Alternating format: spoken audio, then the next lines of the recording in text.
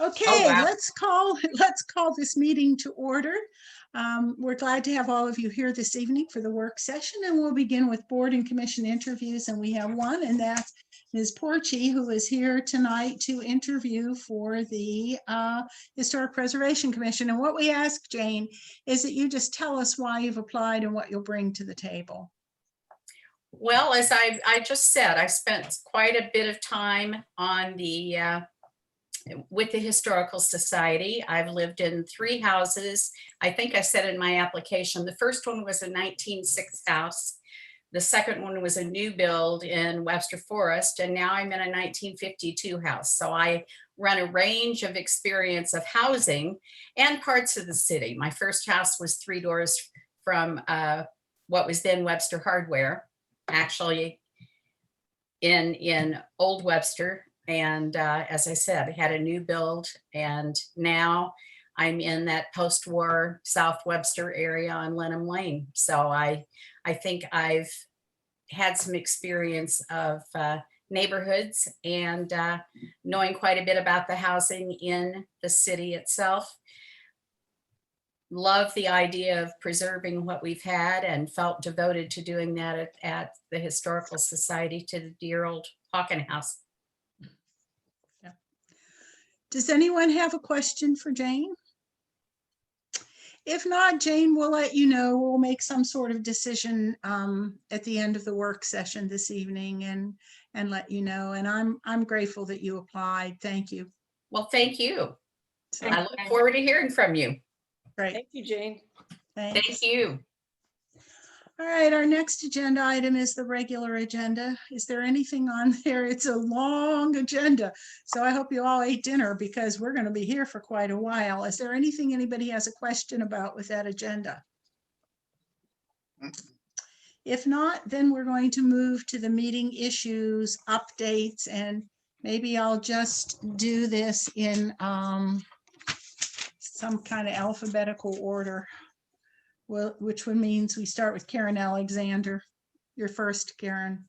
And I don't have any updates today. Thank you. Laura Arnold. Yes, thank you, Mayor. The Business Development Commission met at the very end of March. We continue to work through a working group on providing better coordination and access to information about businesses across the business districts and with those businesses that are not in districts themselves. So that group work meets again tomorrow, and I hope that we'll finalize some recommendations that the BDC can begin to consider and implement. We should have pretty quickly up a new video for the business districts focusing on spring planting. That was in production, so I expect we'll see it relatively quickly. I think that's really it for the BDC. I did go to the Municipal League, and I know the mayor was there, and we got all of us the information about the implementation of SB5 and what we have to do, so I'll skip that part. But the county executive was there, and he said something I found very interesting that I don't know what shape it's going to take, but I think we should probably pay attention. And that is, he is interested in, once federal funds begin to come this summer, thinking of ways that there might be coordination to, better used at the state, county, and municipal level. That sounds complicated to me, but it's worth, I think, thinking about, are there projects that we can do in partnership with either other munis or with the county, as opposed to trying to go it alone. So I just thought I'd raise that as something for us to consider. And that's it for me. Thank you. Thanks, Laura. Pam? Thanks, Mayor. Yes, I have a few things to update everybody about. Week before last, I attended a webinar hosted by the International Downtown Association called Advancing Places Downtown Master Planning. And it was a very good webinar. A lot of people, mostly in the Midwest, attended, and I'm going to work on getting a way to debrief everybody by the next couple of meetings. So it was very informative. Last night, the Green Space Commission met, and we had 2 guest speakers. The first one was Josh Ward from the Missouri Department of Conservation, and he spoke about the community conservation planning tools, which is a guide that they have for communities in Missouri. And then Stacy Arnold also spoke, and she is with the Deer Creek Watershed Alliance. So I just wanted to give you a quick update on those two things. Josh gave us just a bunch of steps for master planning, but one thing I thought was interesting is he kind of gave an overview of what's been happening at Shady Creek. There are essentially 5 areas that have been worked on as far as restoring the ecology and sustainability of those. So essentially, they've all been touched, and that would be including the Shady Creek Nature Area, the Lorraine Davis Park, and Deer Creek Wetland, which is all in Webster, and then the Brentwood Bound project, which is a flood mitigation project north and east of us. And then our second speaker was Stacy Arnold, and she's with the Deer Creek Watershed Alliance, as I mentioned before, and that is an arm of the Missouri Botanical Garden. They're not a regulatory body. They are more of an organization that just helps guide those municipalities that are along Deer Creek. And they cited that Webster Groves in 2012 adopted the Deer Creek Watershed Plan and said we are a star example of promoting sustainability in our community. And after those two spoke, the overall idea was that the commission is hoping through tools of those two organizations to help raise the bar in the redevelopment project. And then last is that you all have received a flyer about Arbor Day, which is April 27th at Blackburn Park. They would like us to just let them know if we're going to be attending. And so it will be 2 hours of tree planting. They're going to be planting 200 trees. And then there'll be a Trees of Distinctions and Tree Stewards Awards. And then finally, also last night, the Plan Commission met.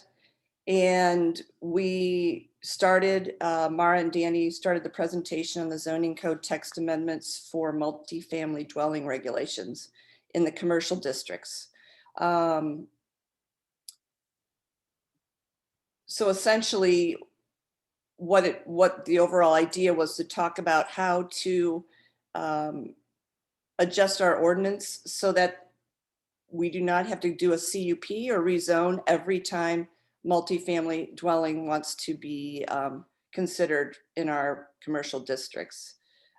These are residences for 3 or more families, and it does not include student housing, so that will not be on the table. They also presented just the general overview that we have 3 comprehensive plans already. The first one was in 1978. The second one was in 2006 called the Development Foundation Plan. And then in 2017 was an adjustment to the comprehensive plan map. And those all talk about long-term comprehensive land use, mixed use. So despite all this zoning, we still do not have multiple family housing available in Webster in the commercial districts without going through a CUP or rezoning. So that'll be, I'm sure there will be several public hearings on that. This was just the first one. The next one, they're gonna give some recommendations on amendments and present us to those once they go through Plan Commission. And that's all I have. Thank you. Thank you. You've sure been busy, Pam. Thank you very much for representing us in so many places. Oh, I love it. This is my thing. Thank you. David Franklin.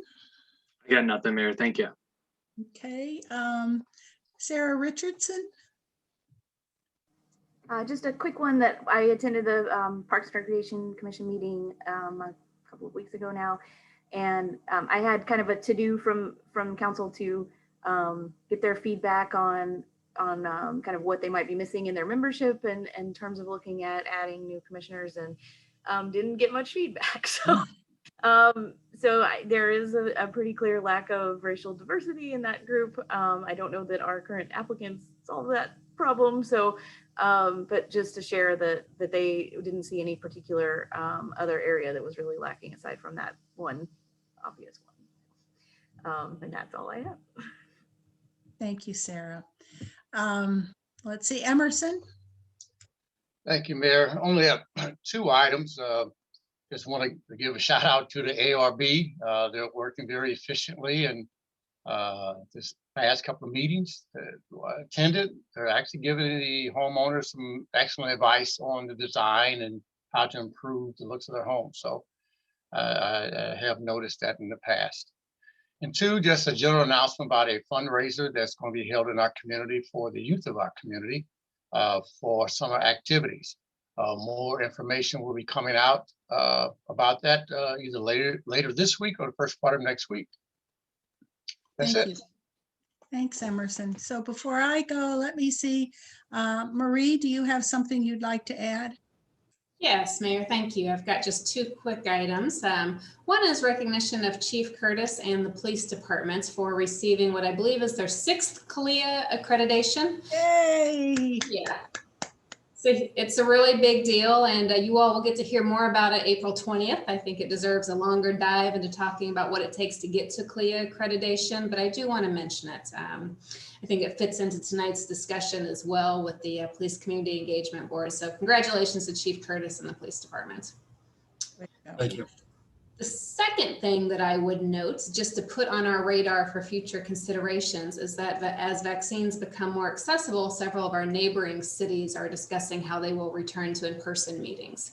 So I don't have any recommendations at this point, but just something to start thinking about as conversations progress. Thank you. Thank you. Neil, do you have anything you want to add?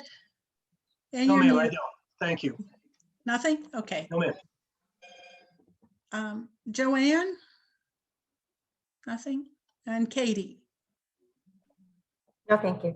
Okay. I have a couple of things. The Arts Commission met this morning, and they really have a really robust poetry month going. April is National Poetry Month, and there's a major event on April the 14th at the Garden Cafe that will have a number of local poets reading.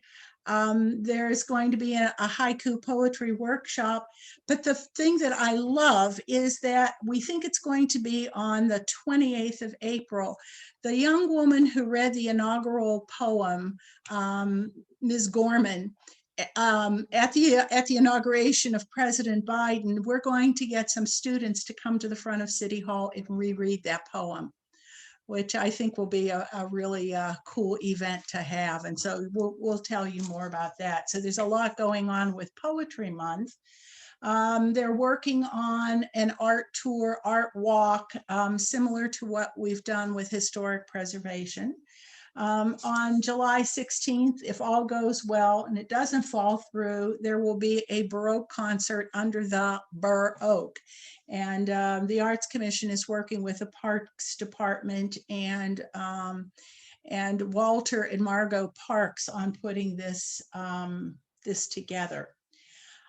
This morning, the Board of Missouri Mayors United met with the governor, of course, on Zoom, and he did update us on a bit of legislation. For those of you who are interested, he is supportive of Medicaid. Was turned down in the House. He has, I think, his fingers crossed that maybe the Senate will approve this. And there was a lot of discussion around that. There was a lot of discussion around bills that are sitting there with various degrees of movement, Wayfair, TIF, the elections. But we also had, when Laura mentioned that the county executive asked if we would all work together, the governor did the same thing. He was suggesting that maybe we find some ways to work together. And one of the conversation elements that came up, and I'm not sure how this has affected us, I'm sure Laura would know more than me, but it was about the fuel adjustments that were created in a lot of utility bills because of the bad weather. That in many cases, people's utility bills tripled or quadrupled because of that fuel adjustment piece that's in all of our utility bills. And so there was some conversation. Some of the cities are really working to try to figure out how they can help people, because people who've normally had a $100, $150 utility bill are now finding their bills 3 and 4 times that amount. So I don't know. I went back to look at my own bill to see if there was a fuel adjustment, but it's something I think for us to think about. And the last thing I wanted to mention is that I get a lot of requests to sign on to stuff. And it's always come before the council. The last one was the gun issue, and we had a very hefty discussion among council members as to whether the mayor should sign the gun control legislation. Now I have 3 requests that have come at me in the last month. One is Mayors United Against Anti-Semitism. And there's been a lot of pressure from local folks to sign that, but I'm not signing anything until I get the council's permission. The second one is Mayors for Monarchs, and it has to do with preserving monarch butterflies. And then today I got a third one about clean water, Mayors for, I don't even remember what it is. It's something more sophisticated than Mayors for Clean Water. So I wanted to ask you your thoughts on, I mean, I quite frankly, I'd like to sign the Mayors Against Anti-Semitism, but I'm not going to sign any of these unless the council approves. So any thoughts? Anti-Semitism, monarchs, and water. Well, I would definitely agree with signing Mayors Against Anti-Semitism, but where does that put us, or what's been the experience in the past? Because then what reception do we get when, we decide things that we are going to sign and things we aren't going to sign? And I mean, it's just not, it really isn't much. It's the organization that is sponsoring it that can go forward, I guess, as they seek policy changes or support to say that, 50, 60, 80 mayors have signed this petition. They've signed against anti-Semitism. And I mean, I like all 3 of them, but I mean, what happens if we get one and we're like, I don't want to sign that? Just say it. I mean, it's fine. Then we're not going to sign it. Yeah. Okay. But I can provide you a lot more information from each of these 3 organizations if you'd like. Yeah, I think I would like to see a little bit more information there. All 3 of them? All 3 of them. Yep. I just want to reinforce the point that you're making, Jerry. For a lot of these, they're not really asking us to do anything other than provide a symbolic presence that people in our community want us to be aware of and in support of issues, rather than spending money or spending time. And so from a political standpoint, some organizations get great benefit from cities signing on to these things because they can take it to the state legislature and leverage that into something more meaningful, especially since our state legislature doesn't let us do a lot of things that we might want to otherwise do. And so, I mean, I'd like to see them as well, but I sort of am with Karen. They're good ideas. And as you well know, Jerry, the Sustainability Commission is going to come back with another one, I'm sure, in the next month or so as well. So I'm glad we're having this conversation. All right. I will put together the information from each of these 3 organizations that have asked, and we can decide at the next council meeting whether y'all think it's worthy of me signing. But I'm with Karen and Laura on the anti-Semitism one, and that one has been really pushed locally. So we'll see. Mayor, can I weigh in for just one moment on this? I agree completely with looking at each of these as they come forward, because people can sometimes have deceptive names on organizations. And I think that you have to be very careful to make sure that you have properly vetted them, because again, the name may sound great and they may have things that you will, once you dive into it and sort of look at it, you may find absolutely deplorable. So it is symbolic. It doesn't bind the board to do anything. It's simply an acknowledgement that you stand for something. And as a board, you can use your collective wisdom to do that. It doesn't bind the city in any way, shape, or form. But the flip side of it is you don't want the embarrassment of finding out that it's, somebody that has, some sort of terrible perspective that you just didn't know about. Right. Yeah. And that's what we did when we did the one on gun control. We really dived into that pretty heavily to see exactly what they advocated or didn't advocate. So you're absolutely right. I'll get that information together and get that out to you before the next council meeting. Thank you. All right. Anything else? Then we can go on to our topic this evening, and that is the Police Community Engagement Board sunset date. And we have with us a couple of folks tonight. Dale is the staff liaison. I am the council liaison. Kevin Sombart, who is here with us, is the past chair as of the last meeting. And Cindy Noy, who is with us, is the current chair. And so I'm not sure which one of you wants to speak first to this. Dale, maybe I'll throw that at you. Well, I'd like to defer to Cindy or to Kevin. Again, mainly because I am the liaison, but I think that we're discussing the sunset of it, that the board's made some significant progress, and there are definitely some things resulting from the discussions and the input, and I think both of them would concur with that, but I'd like to let them speak for themselves, that they represent the board. Maybe if Kevin would start, and then since he's the past chair, and then Cindy. Okay, Kevin, go for it. All right. Hey, I just first want to thank you for inviting Cindy and me to the meeting.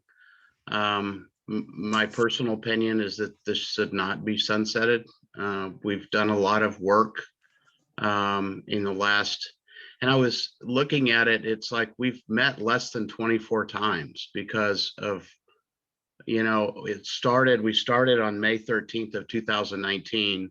So that first meeting was just kind of a get together, if you will. The second meeting, then the board chose me as the chairperson. And we just started discussing some of the police department policies and procedures, and started to try to get a feel for the culture that had been established within the police department by Chief Curtis. We reviewed the structure of the Webster Groves Police Department. We started discussing the disparity reports that were reported through the AG's office. We received information and presentations from Officer Fred Bell, who was the Community Engagement Officer, and also by Captain Greg Perks, who was the COP supervisor. And Fred Bell is the Community Engagement Officer and does a lot of fine work. We had an incident that occurred early on during the meetings, and Councilwoman Alexander was a part of the board at the beginning, and so she's fairly familiar with some of these items. But there was an LPR stop, license plate reader stop, that caused a little bit of controversy. So we reviewed the body cam video on that and the entire duration of it, and then had a lengthy discussion about it, and how certain things could be potentially avoided in the future. And we then started developing a survey, and the survey, the intention of it was to not only to provide valuable information to the public, but also gauge people's opinions of the Webster Groves Police Department, and to obtain engagement suggestions from the folks. Unfortunately, that survey has only been disseminated to 59 or 60 people, and we hope to continue that work in that area. We reviewed, replied or forwarded requests for information especially after the George Floyd incident, regarding the police department's policy on chokeholds and strangleholds, and discussed at detail the use of force policy within the department, and replied a lot. If I could not answer the questions, because a lot of those emails came to me, I would forward them to Chief Curtis for his response. But in all cases, any type of inquiry that I received from the public at large, I would make sure that the entire board received that communication so they could review it and we could discuss it at a subsequent meeting. We met over the course of the last slightly less than 2 years, 2 groups. We met with the Alliance for Interracial Dignity twice, once in November of 2019, very early on, and participated in a workshop that they had, and I thought that was very valuable for us, especially early on in the process. We also met with the Webster Groves Rotary Club, and did a presentation on our existence and what our responsibility was and what our limitations were as a board. That was also a very good informational meeting for those folks. We were hoping to meet with many more, but COVID reared its ugly head and kind of put the kibosh on a lot of that stuff. So we're continuing on. Really excited to announce that on April 13th, we're meeting with the Webster University faculty and students. Dr. Gresh Scott has worked very hard with Webster University and with Jen Starkey over at school, or at Webster, to put together this particular event so we can kind of improve or increase the engagement with the students and the faculty at Webster University. But 3 of the board members, myself included, attended the Citizens Police Academy to learn even more about the Webster Groves Police Department. All of the board members toured the video training center, and some of the members participated in the actual video scenarios that the police receive on a regular basis.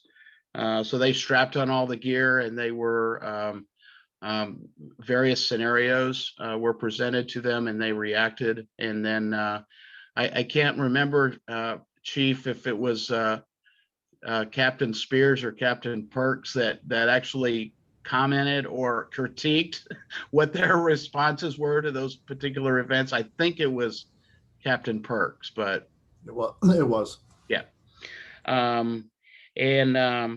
We've had continued to discuss the Webster Groves Police Department policies, and now those policies are available on the city website, and you can access those through the Police Community Engagement Board landing page. We prepared and posted a condemnation statement regarding the George Floyd incident. We endorsed the city council statement regarding the racist graffiti, unfortunately, that had occurred in our city. I always tried to promote active and honest discussions.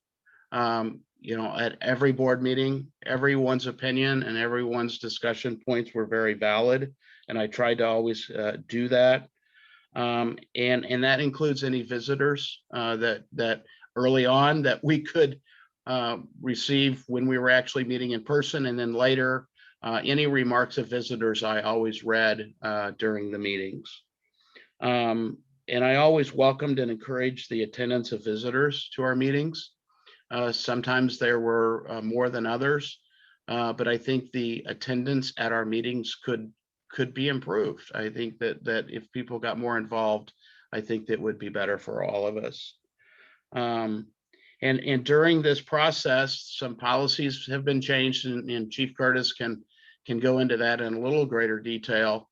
The license plate reader have been removed, all in an effort to try to affect a positive effect on the disparity rate that we currently faced. We also welcomed 2 new board members, Cindy Noy and Angela Brooks. We were so excited for both of them to join the board because they bring just so much experience and so many different experiences to the board and some fresh ideas. You know, Cindy will go into that a little bit longer in greater detail. And so really in less than 24 meetings, you know, I think there's been some people that said we haven't done anything. After this list that I've just gone through, I don't think this is too bad for board members that have never served on a board or commission before, trying to start a brand new board that had never been in the city government before. So my opinion, I don't think we've done too bad. Any questions from anyone at this point, or do you want to just continue on with Cindy and with Dale? Let's hear from Cindy and Dale. Hi, thank you. I'm Cindy Noy, and I'm very excited about being on the Police Community Engagement Board. One of the things that I think we've done a lot, and Kevin just spoke very eloquently about that, but we still have so much more to do. Right now, we're looking at a couple of things.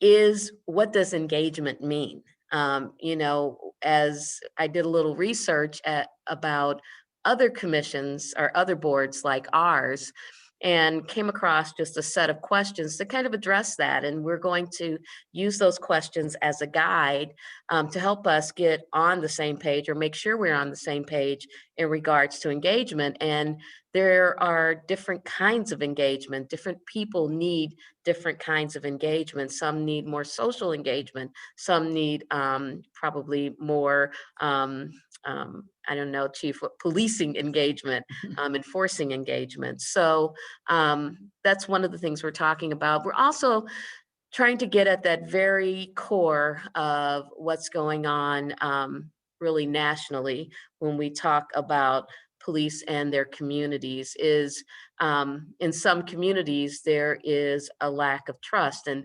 oftentimes it's a historical piece. And I think that's what's present in Webster Groves. Is there's some pieces that lingered from years and years ago before any of the officers were on the force, before Chief Curtis was there, and that's been fractured even more by national events that have happened. And so really trying to find ways to open up some dialogue between members of our community and the police officers to hear each other's stories.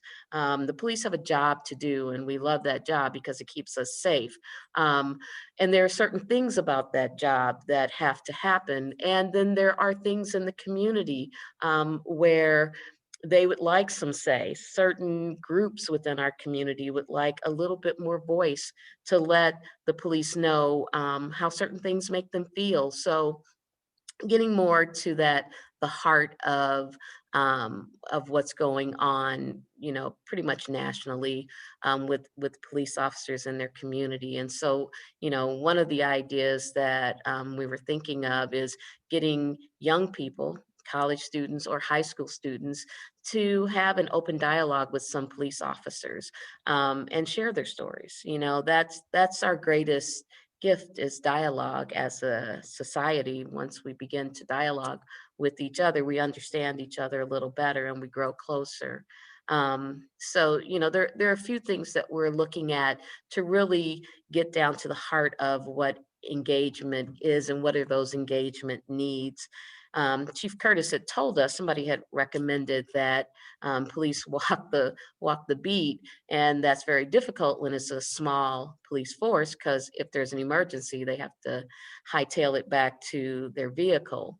But there are other ways that we can open those on the spot dialogues between the community of Webster Groves and our police force. So I really hope that we don't sunset in October. There's so much more work to do really centering around those dialogue pieces and centering around the very complicated issue of race.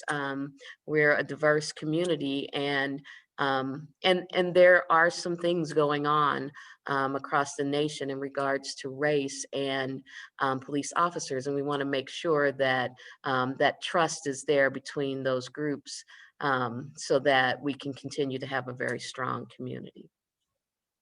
Great. Dale, is there something you want to add to this conversation before we open it up for questions? I'm just going to very briefly add some of the direct results of the conversations that we had and the input from, sorry, our energy saving lights go off right at the wrong time. That we've had as a result of input from the board and with the community. One of the things is, as Kevin mentioned, we've eliminated the auto license plate readers from our patrol fleet. What we thought was happening and what has appeared to be the case based upon the data after we discontinued is there was a disparate impact because on the race and was affecting our disparity rate. Another thing was we've reduced the traffic enforcement on Interstate 44. The first year we reduced it by about 30%, and then last year by another 42%. So a lot of the disparity was a result of traffics on the interstate highway. We discontinued a policy of effecting arrest on bench warrants for minor traffic offenses. That was one of the things that basically happened regularly. We're not the only department that's done that, but there's still a lot of departments that are have the policy where they're doing that. But that accounted for a lot of our arrests. So if an officer stops, and we showed some examples from body cams where that's actually occurred, where if someone has a warrant out for a minor traffic violation for whatever it might be from another municipality, rather than making an arrest, bringing them back, booking and processing them, and having them post a bond, we basically said, at the officer's discretion, hey, you've got a warrant at whatever the city might be, you need to get that taken care of. So again, the wanted and the warrants, again, through the data, have a disparate impact, again, on the minority population. So we think that by doing that, we've, again, helped affect the opinions and the confidence in the community that we are doing the right thing. You know, again, just because you can do something doesn't mean you should be doing something. So we feel like that's an important part of what happened that evolved out of the board and the discussions there. And then finally, on our traffic enforcement, we're focusing much more on the hazardous moving violations, the speeding, signals, stop sign, and DWIs, rather than the equipment violations. And that was one of the early conversations we had with the board was, again, because it's more of a social result of the economics of a person. If you can't afford to get your taillight fixed, or if you can't afford to get your signals fixed or your headlights, then you're more likely to have to be stopped and get a citation for an equipment violation or those kind of things. So we have reduced our focus on that. We still, I mean, if somebody's driving with their light out at night, we would still stop and say, hey, you need to get your headlight fixed, but we're not necessarily going to issue a citation for that. So those are four things that are really a direct result of conversations we've had on the board. And as Kevin and Cindy both said, I think there's other things that we can do, but it's things that we need to discuss and get some input from the community and put into place into policies in the police department. So I think that's where we're at. I think we've made some progress, and certainly there's some other things that we probably should be able to do based upon input from the community and discussions with the board. And before I open this up for questions, as the liaison and someone who's been liaison to many, many boards and commissions, this group is really a thoughtful and hardworking group. And I think we as a council spent a lot of time figuring out a diverse group for that board. And we've benefited from having a physician. Scott Gresh has been a really helpful board member. He's connected us with the university. He's always out there working. We've got Jean Schultes, who is a business owner, and so she comes with that perspective. Eric Hayes is a pastor of the Old Community Baptist Church. He comes with that perspective. Katie has a social work background. John Thomas comes from the high school. Cindy has a background in education, and we were looking for someone who had a perspective about youth. And so who did I miss? Oh, and Kevin, who has been our fearless leader. So it's been a really good group. And I think the fact that Jerry, Angela Brooks. And Angela Brooks Right. is our newest, one of our newest members, who comes from North Webster, who grew up in North Webster, knows that community very well. And so that group that we spent so much time trying to figure out the perfect group works really, really well together. And we were so glad to have Cindy join us also. So that was my comment before we go and see what kind of questions folks have. I didn't really have any questions, but I just did want to comment, Kevin and Cindy, the work you've completed is really impressive. And I think you've been an incredibly productive board over the last 2 years. I've attended some of your meetings and you all have just a tremendous rapport and respect for each other. I think you actually truly enjoy each other, and that helps in getting things done. So I just wanted to thank you for your hard work, and I really am looking forward to learning about what ideas you have moving forward. So thank you so much. I would like to make a comment, as I was fortunate enough to be on the board for that first year. And I just want to acknowledge the work that went into and the time. I think it was just very valuable that the board took the time to ask questions, to try to find out things that perhaps people were not aware of, or to ask the hard questions, and even, you know, the conversations and the dialogue with Chief Curtis. And it was just really, really invaluable. And I think that we really need to recognize that pulling something together of this significance takes time. And I would just really hate to see it dissolve, because there's a lot of work, not dissolve, but I mean, I know sunset, because there's just a lot of work to be done. And we just really need to recognize the value and the time that has taken to get us from the beginning to this point. And so it's just even stronger now to be able to move forward.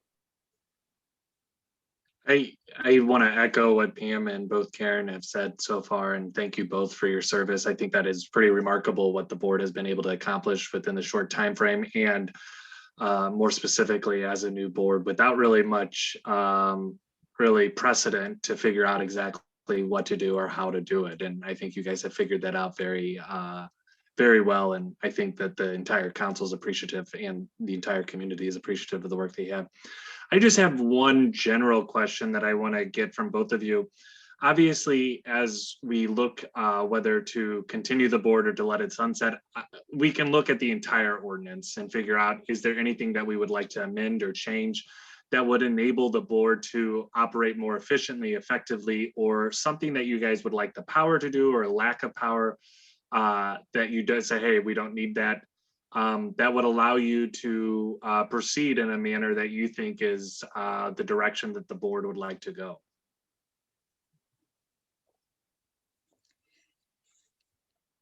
You know, perhaps, David, that's a good suggestion for the board to have that conversation. I don't know. I'm just, I shouldn't interject that, but Cindy, Kevin and Cindy, Cindy, why don't you tackle this first, and then I'll.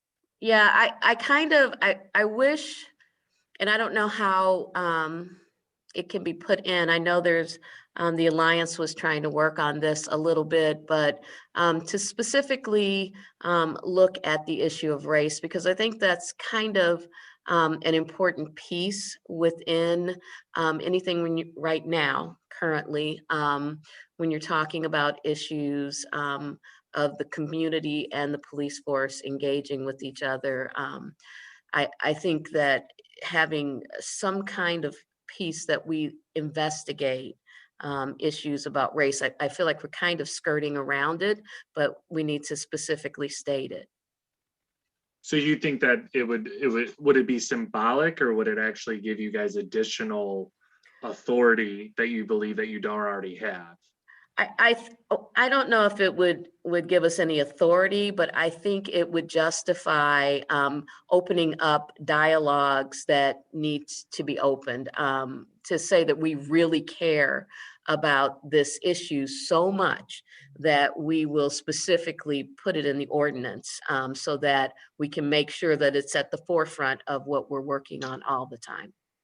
And I would just, I think that's a valid point and a great idea. I would also add that I think that if that's the direction that the board is intending to go, I think looking at all communities that have been historically mistreated or perceived to be mistreated by the police, including, I think, females and any other minorities. Because I think one thing that, like, you know, Chief Curtis and I have had discussions before in the past is nationally, there's a lack of women who join the police force and everything like that, and figuring out exactly why that is or where that is in our community and how that affects the representation and the interplay with the community. I think what we need to do moving forward is, and Cindy brought this up a little bit, the healing that needs to occur and the trust that needs to occur. And I think there are potentially, maybe it's because of race, and that's why I was, you know, one, so excited that Cindy joined the board, but two, I wanted to pass the baton to her because she's coming to it with fresh ideas and with different experiences than what I have. And she recognizes, she and Angela actually both recognize some of the hesitancy potentially of people of color in speaking out against or speaking out on things that have occurred over the course of history. And so I think it's important to make sure that people feel, all members of the community feel comfortable in bringing issues to the board. And I think you make a really valid point, Kevin. Like, I mean, what you guys are dealing with are very difficult and very important issues. And while I don't mean to neglect or to cast aside the other boards and commissions that we have, but whether we have, you know, parking or whether a tax is established in a community district doesn't really go to the character of our community. And what you're talking about as a board and commission really goes to the character and the morale of our community. And I think that's just so much more important than any other ordinance or value that that any other board or commission might have the authority or the wherewithal right now to do. So I think this is what you guys are dealing with is not easy, and it's something that council ourselves are attempting to address as well. It's very complicated. Yeah. It is very complicated. More complicated than I think most people realize. And you know, Cindy and I have discussed that at length. So one thing I want to reinforce the idea very much that the PCEB take a little bit of time to think about what we can do to strengthen the ordinance. You probably have not seen it yet because I think it just came to us as council members this afternoon, but I know the Alliance wrote a letter with some specific things that you all could certainly discuss. But one of the questions that I'd really love to have you all wrestle with a little bit is defining your mission. And maybe that is meaning to include race explicitly this time around. Maybe it is defining what engagement is. Because I listened to, I would say, the majority of your meetings. I started to have a conflict with the Historic Preservation Commission, so there's a gap in there. But there are a couple of things that sometimes I feel like we didn't do a very good job of setting parameters for you all as a board or commission. And one is the mission.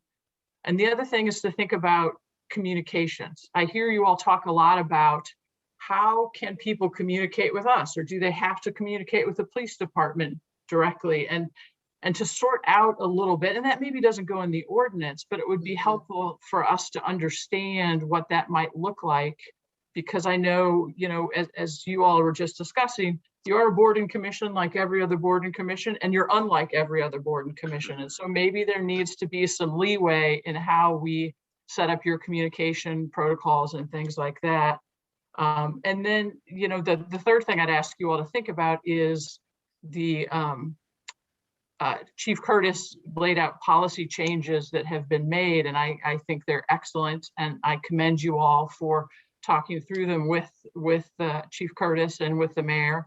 But is there a role in the ordinance for some statement about your ability to make some policy recommendations, right? You don't get to enact any, that's up to us and the department. But is it worth thinking that through a little bit? And I'll leave it at that because I know others have other questions or comments. Laura, I do want to make one comment. Sure. I think you're absolutely correct in that if I look back over the last 24 meetings or so, the last couple of years, I think that we probably didn't spend enough time as a board to discuss the mission. We kind of relied on the ordinance itself to establish that mission versus actually establishing that mission within our own group. Right, and the reason I said I think we didn't do a great job is that mission is so broadly defined in the ordinance that it really then becomes hard to figure out what do I actually do. Right. Okay, I'm going to be the one that kind of tries to wind this up so that we can be on time for our next meeting. The first thing I'm going to ask the council is, does anyone want to leave that sunset date in there? I don't think so. I think we'd all like to extend this group. And perhaps Cindy and Kevin and Dale can go back and bring some of these ideas back to the commission and get a little more refinement and discussion from them as we move forward. Mayor, are you talking about just removing it altogether or changing the date? Well, all I'm saying is I don't think anybody wants to sunset the organization, sunset the board and commission. We can talk about that. I'm going to assume that people would probably want to just eliminate a sunset date rather than push it out. We have very few boards and commissions with sunset dates on them. I agree, Mayor. So. All right. Thank you very, very much, Kevin, Cindy, Dale, for your leadership and for the work that you have done. It is quite remarkable, and look forward to further discussions with you. Thank you. Thank you so much. Thank you very much. All right, we need, before we go into our major meeting, we have a couple of board and commission appointments. Would we like to appoint Jane Portie to the Historic Preservation Commission? Yes, thumbs up. Yeah, I think she's going to be an excellent person. We have one vacancy on Parks and Recreation, and Katie, I think it was Katie that provided the map for us, provided us a list of members and the potential members. And I don't know if any of you looked at that, trying to figure out who we should appoint to the board. I've noticed that the board is almost all women. I think we've appointed one fellow to the board, this Ben Eckler, and I hope everybody treats him well. And so, so we do have. He's the new chair, so. Is he the new chair? So, so we have, and look, I don't know what your observations were. My observations were that we have one fellow who's applied, Josh Bolin, who comes from an area that isn't covered in that map. But we also have Dee Dee Dooley, who's applied from the North Webster area, even though she doesn't provide us with diversity. So I don't know what your thinking was, but those were two things that I noticed on there. Do you want to hold off so you can all go back and study this? I would just remind, I think Dee Dee also said she would like to serve on HPC. So, and there are two vacancies, if I'm correct, on HPC.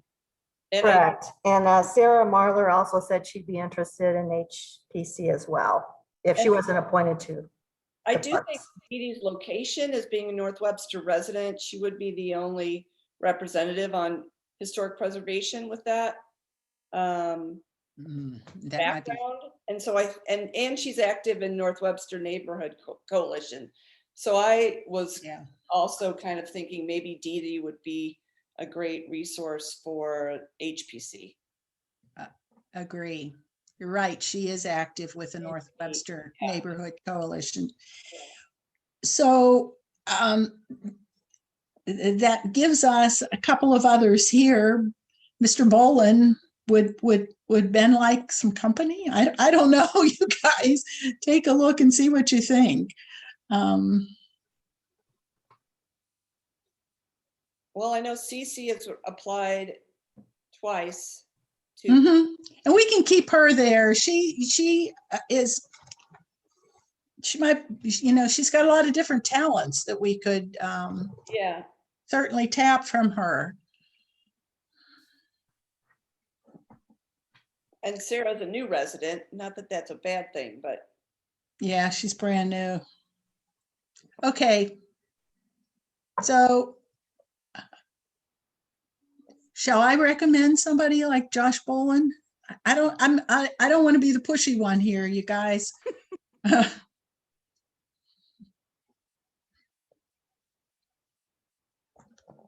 Sarah, as the Anybody have a thought? liaison, do you have any thoughts? Yes, Sarah. I think we have quite a few great applicants, so I think it's fine to pick Josh because I think it's helpful to have a better mix of gender on in the group. So I think that's fine. All right, anybody? So is anybody opposed to appointing Josh Bolin? No, maybe that's the way to go. All right, then we'll just go ahead and put him on Parks and Recreation. And we have to look for a place for CC Bartels. She does want to get involved, and like Pam, got some really good skills in a lot of areas. But she'd be good on the BDC. She'd be very good on the BDC. So we'll see. We'll see. All right, with that, I think if you need a 3-minute break, we can go ahead and take that 3-minute break because this is going to be a very long council meeting, as you know. All right, so 3 minutes. You may run, grab a glass of water.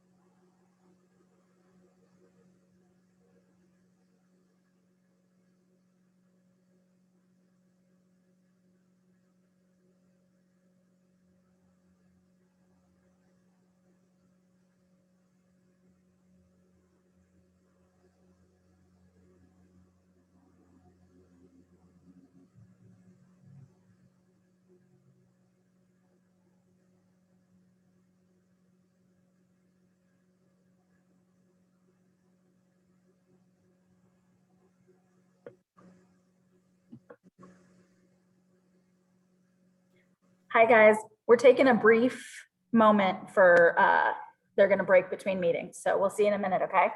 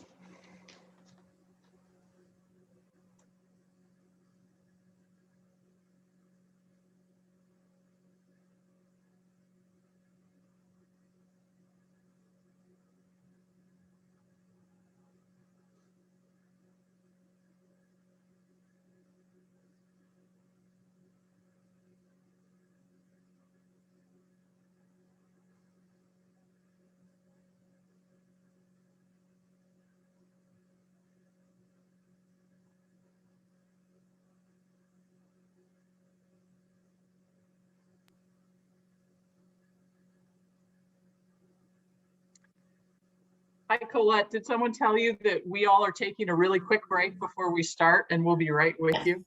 Oh, good. Congratulations, by the way. Thank you. My daughter, who is about to graduate from college, was thrilled to have a Webster resident win this competition. So her name is Mary Kimball, and she sends her congratulations. Thank you. Tell her thank you. We're excited.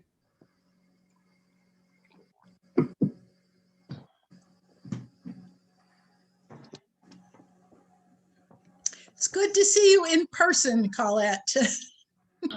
Thank you.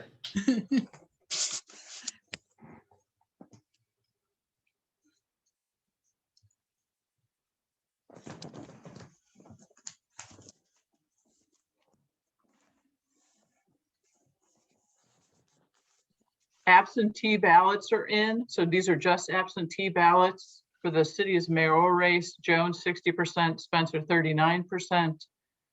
The Prop 1 absentees are 56% yes, 44% no. And the Maplewood mayoral race is a dead heat.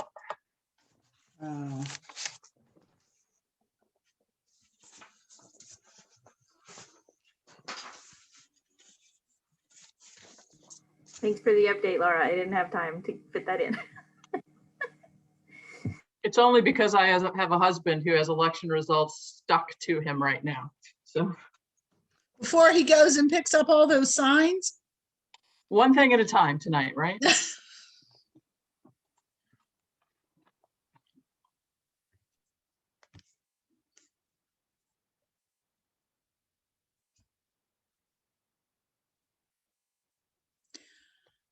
Okay, who are we missing here? I think we've got everyone. All right, I think we'll go ahead and call our regular city council meeting to order. And we welcome all of you here. I think we have a lot of participants in the meeting who are here on Zoom. And again, if you want to have your comment read into the minutes, it needs to be received by 4 p.m. on the day of a council meeting so that it can be included. Otherwise, when we come to remarks of visitors or when we come to the area of public hearings asking for public comment, you can raise your hand button. You can use the raise your hand button on Zoom and we'll call on you there. So we'll begin tonight with the roll call. Katie? Yes, Mayor. Mayor Welsh? Here. Councilmember Arnold? Here. Councilmember Bliss? Here. Councilmember Franklin? Here. Councilmember Smith? Here. Councilmember Alexander? Here. Okay. Councilmember Richardson? Here. All right. Well, our first item tonight is so exciting because we have Colette Giesentanner with us this evening. And Colette is just a really wonderful and special person in the community. And tonight we would like to officially recognize her. This is the recognition. It will be delivered to her so that she can hang it up wherever she wants and enjoy this. So I'm going to read this to you, Colette, and you will get you'll get a copy of this. The City of Webster Groves recognizes Colette Giesentanner on her victory in the St. Louis Post-Dispatch Regional Spelling Bee and wishes her the best of luck in the 2021 Scripps National Spelling Bee. We look forward to watching her future successes with pride and will be cheering loudly as we watch the next stages of the bee. On behalf of the mayor and the city council, we wish to congratulate Colette for her accomplishments and do hereby proclaim this Friday, April the 9th, as Colette Giesentanner Day in the city of Webster Groves. Congratulations. We are so excited to have you here among us. And if you have anything to say, Colette, you're welcome to say it. I have nothing to say except for thank you. Good, Good. When are the nationals? When do you? The nationals are the preliminary rounds in June. I think June and June the 12th is the preliminary round, and there are 2 more rounds before the actual national event. and July 8th is the big time. Well, we'll be watching and cheering. We'll be watching and cheering for you. This is so exciting for the city. Thank you. Thank you, Colette. Thank you. All right. And before we go on, I also want to take an opportunity to recognize Joanne Jadali. Joanne's last day with us is this Friday, April the 9th. And I think it's important to recognize her. She has spent 14 years with the city, director of finance now, director of administration and assistant city manager. And her experience has been really wide and deep, and we've appreciated everything she's done. She has kept us financially compliant, overseen all of the accounting and money and investments processes with the city. She has director of administration. She's overseen human resources and people's salaries and pensions and benefits, and all of those things have been deep responsibilities of Joanne's over the years. You know, she also served us, as the council knows, as city manager interim city manager for almost 6 months. And we were very pleased, Joanne, with the work that you did. You know, Joanne is really, really well regarded in her profession. She is the chair of the board of Missouri Loggers, which is a fund of $8 billion, which is a pretty incredible thing. I'm imagining that people are lining up to hire her. She's probably got a lot of folks knocking on her door at the moment. So Joanne, I just want to say this is a loss for the city that you are leaving us, and to thank you for the work you've done. And if anyone else has a comment they'd like to make, please feel free. Sure, Mayor, I'll happily go next. I owe Joanne a great debt of gratitude, because that first budget cycle, I probably asked 500,000 different questions, and never once was she impatient with me about them. And I know for a fact, some of them were really stupid questions now that I've done this a little bit longer. So thank you for your always willingness to share what you know with us. And thank you for being such a great steward of our fiscal health. I mean, we are as a city partially who we are because of the work that you've done. And I am very grateful for that. And it gives us a foundation to go on when we miss you as you're gone. And I wish you great happiness for whatever comes next. Joanne, I'll jump in next, although we've only been working for a very short time. But about a year and a half, I guess we have. You've always been there to answer my questions and took their time to call me back when I did call. So it made me very comfortable and gave me a lot of insight to what city financing is overall, what happens out there in the corporate world. So I want to thank you for your time and patience and sharing your knowledge with me. And I wish you all the luck and happiness in the world.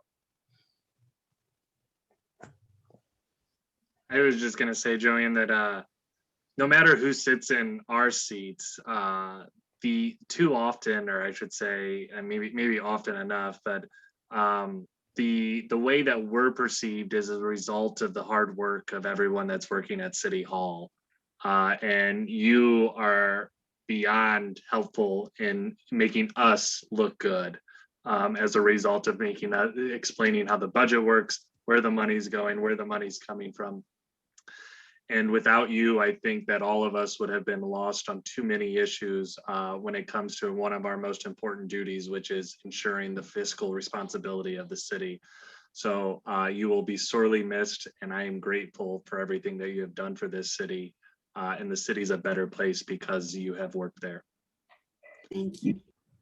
And I too wanted to say, on top of finance manager, you've also been assistant city manager for quite some time. And so not only have you known about the finances and how to keep us fiscally sound, but also just all the other workings of our city. And I know I have relied on you many times, and I've always enjoyed coming in and sitting down. You're always so helpful and willing to, again, answer our questions and explain things until we are clear.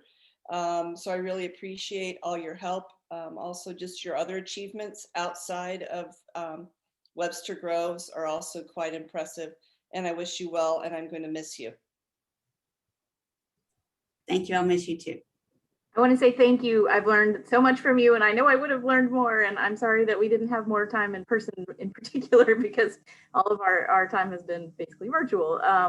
But I really sincerely wish you all the best in whatever's next. And thank you so much for all of your knowledge and your hard work. Of course. Thank you. And I just must say ditto, Joanne. We haven't worked together very long, but I do wish you all the best. Thank you. You know, it truly has been an honor and pleasure to serve you and the city of Webster Groves for the past 14 years. I have learned so very much, but I've established such wonderful relationships with everyone, and not only for the mayor and the current council members, but many of the former council members as well.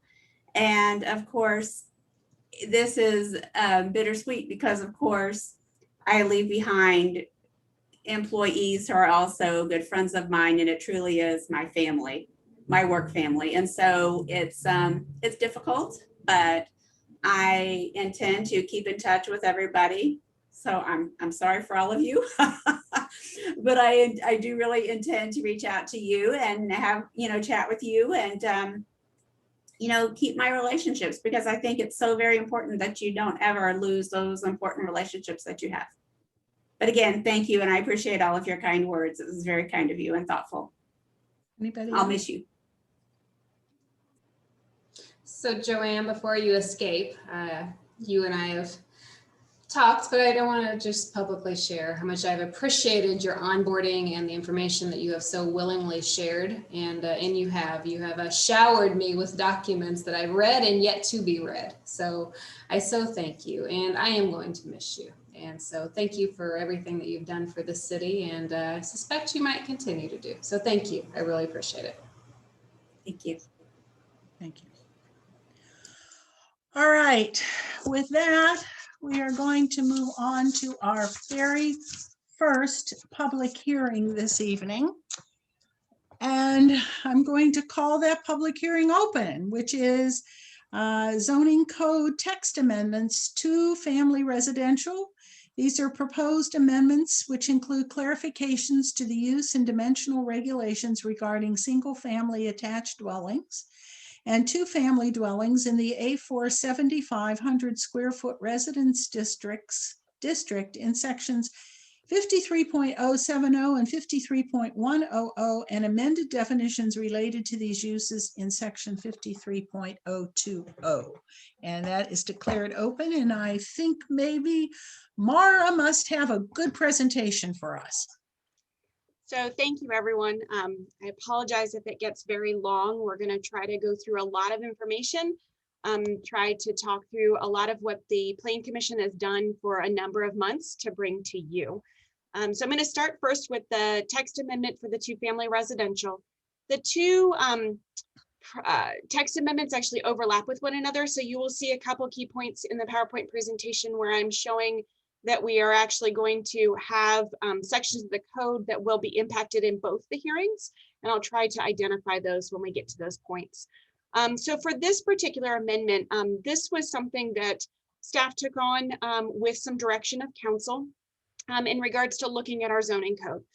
Many communities around the country are looking at different ways to address affordable housing, inclusive zoning, equitable housing, but most of those are larger transit intense cities, things like Minneapolis, Portland, Seattle. And so we were trying to balance the issues that other cities are trying to address while still dealing with being an inner ring suburb. And so some of those things that we have to address and look at are the capacity of infrastructure, the capacity of utilities when eliminating or adding additional density to your zoning areas. So I wanted to point out a couple things in terms of timeline. I know there have been some questions in regards to how this process has been open to the public for comments. This discussion was started and sort of ended in March of 2020 with a city council work session discussion.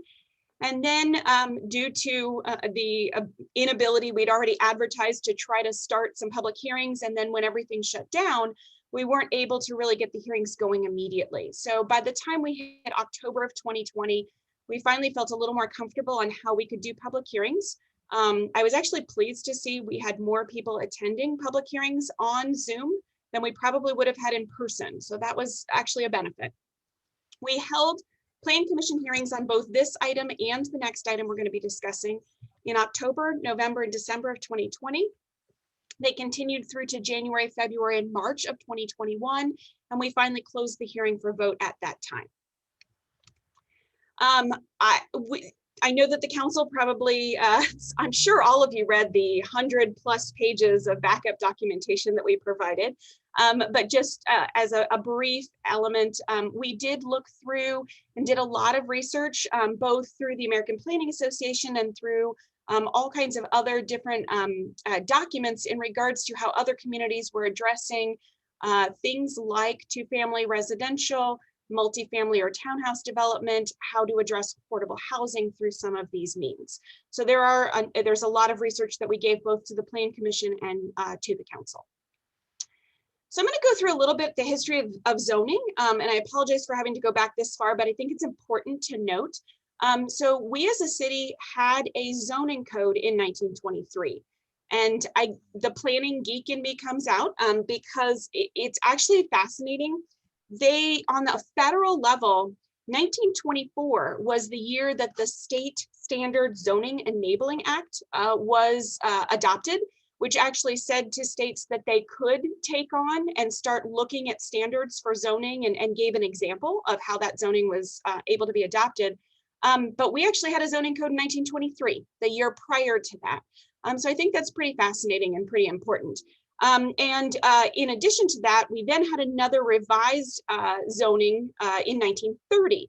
And I think the reason why I'm going back through the history like this is it's very important to see that in that 1930 zoning, we had a two-family zoning district. It was a single family with uses permitted in the one family district, but also included two-family dwellings. So it was in there, it allowed for certain lot areas that were similar to the single family. It had very similar setbacks and very similar height. So I think it's important to see that from 1930. Then if you move forward to 1956, which is the primary zoning ordinance that we are working under with many amendments that we've been doing over the last few decades. But in 1956, that zoning ordinance very clearly stated that in the A, which is now the A4, 7,500 square foot residence district, a permitted use was two-family dwellings. It said that it had to comply with some of the minimum requirements of the property in that zoning district. And then it gave some restrictions on where within the city it could go. And so this is where we kind of jumped off because when you look at that and you say, okay, well, all our A4 currently allow the ability to have these two-family dwellings. However, when you delve deeper into it, this map here has everything in dark yellow is A4. Everything in the light yellow is A1, A2, and A3. And so you can see the A4 is a pretty predominant zoning district within the city. But the problem is that if you take that category that says you can have two-family dwellings, but using the restrictions, the only areas within the entire city of Webster Groves that you can have two-family dwellings are these blocks in red. Because of the limitation, it essentially said, well, yeah, you can have two-family, but you can only have it if the block already has 40% or more of two-family. So you can never get ahead of it. You can never get to that point of having those two-family structures, even though the zoning ordinance has had it permitted since the 1950s. So one of the things that we did is we looked at some considerations. This felt like sort of low-hanging fruit. It was something where the use was already permitted. It was already permitted with some minimum regulations, and that if we provided a little bit more clarification, it would be something that could be attainable to allow some additional two-family that was already in the zoning code. So when we went through the hearings with the Plan Commission, we had a series of key items that we wanted to address. We wanted to consider definitions, minimum lot size, the width of the lots, floor area ratio, setbacks for the units that were shared, look at parking regulations, whether we wanted to address accessory dwelling units, and what would happen if it was in a historic district. I'm going to go through a little bit on each of those and how they address them. But then when you get to the end, we also wanted to talk about capacity of infrastructure. The thing that was important that we learned from what other communities around the country are doing is that in most of their areas, they're high transit areas. They have much more capacity on their streets. So when you do make this consideration, you need to take that into account. For those that might remember a few years back, when Webster University was doing some of their additional expansion with some of their buildings, we had to have a brand new Ameren substation installed on that property. And the reason for that is we didn't have the utilities to handle both that university area and the single family residential around it. So we always do want to think about, when you get that additional capacity, you don't want to flood what we might need in terms of infrastructure and utilities. So our focus first was on the definitions. We wanted to make sure that we updated some key definitions to address if it was a two-family or if it was a single family attached, because we didn't have some very good definitions regarding that. And we also felt it was important to add a new definition for party wall to help explain what that meant when the structures were attached to each other. So you can see in your red lines, and I'm going to kind of go through a little bit the reasoning why Plan Commission made some decisions and then show you some of the red lines. We tried to clarify a little bit more what was the difference between a two-family structure and a single family attached structure. We also clarified the definition of party wall to help understand when they were attached to each other. The next thing that we tried to address and look at was the minimum lot size. The A4 zoning has a minimum lot size of 7,500 square feet and has a 60-foot lot width minimum. That is in the code, and that was in the code for the two-family residential that was already in there. In addition, our code allows that you can have a single-family dwelling on a lot that is what we call legal non-conforming, which means that if someone has only 6,000 square feet and it's only 50 feet wide, it's still a legal lot, but it's non-conforming to the zoning code. So right now, if you tear that down, you can build a single-family detached dwelling on it. And so we kind of looked at the code and looked back at what 1956 allowed and looked at the fact that in 1956, they said you could have two-family dwellings, but if you had a substandard lot that didn't meet the minimum requirements, you couldn't put a two-family on it because then you weren't able to meet some of the other basic regulations.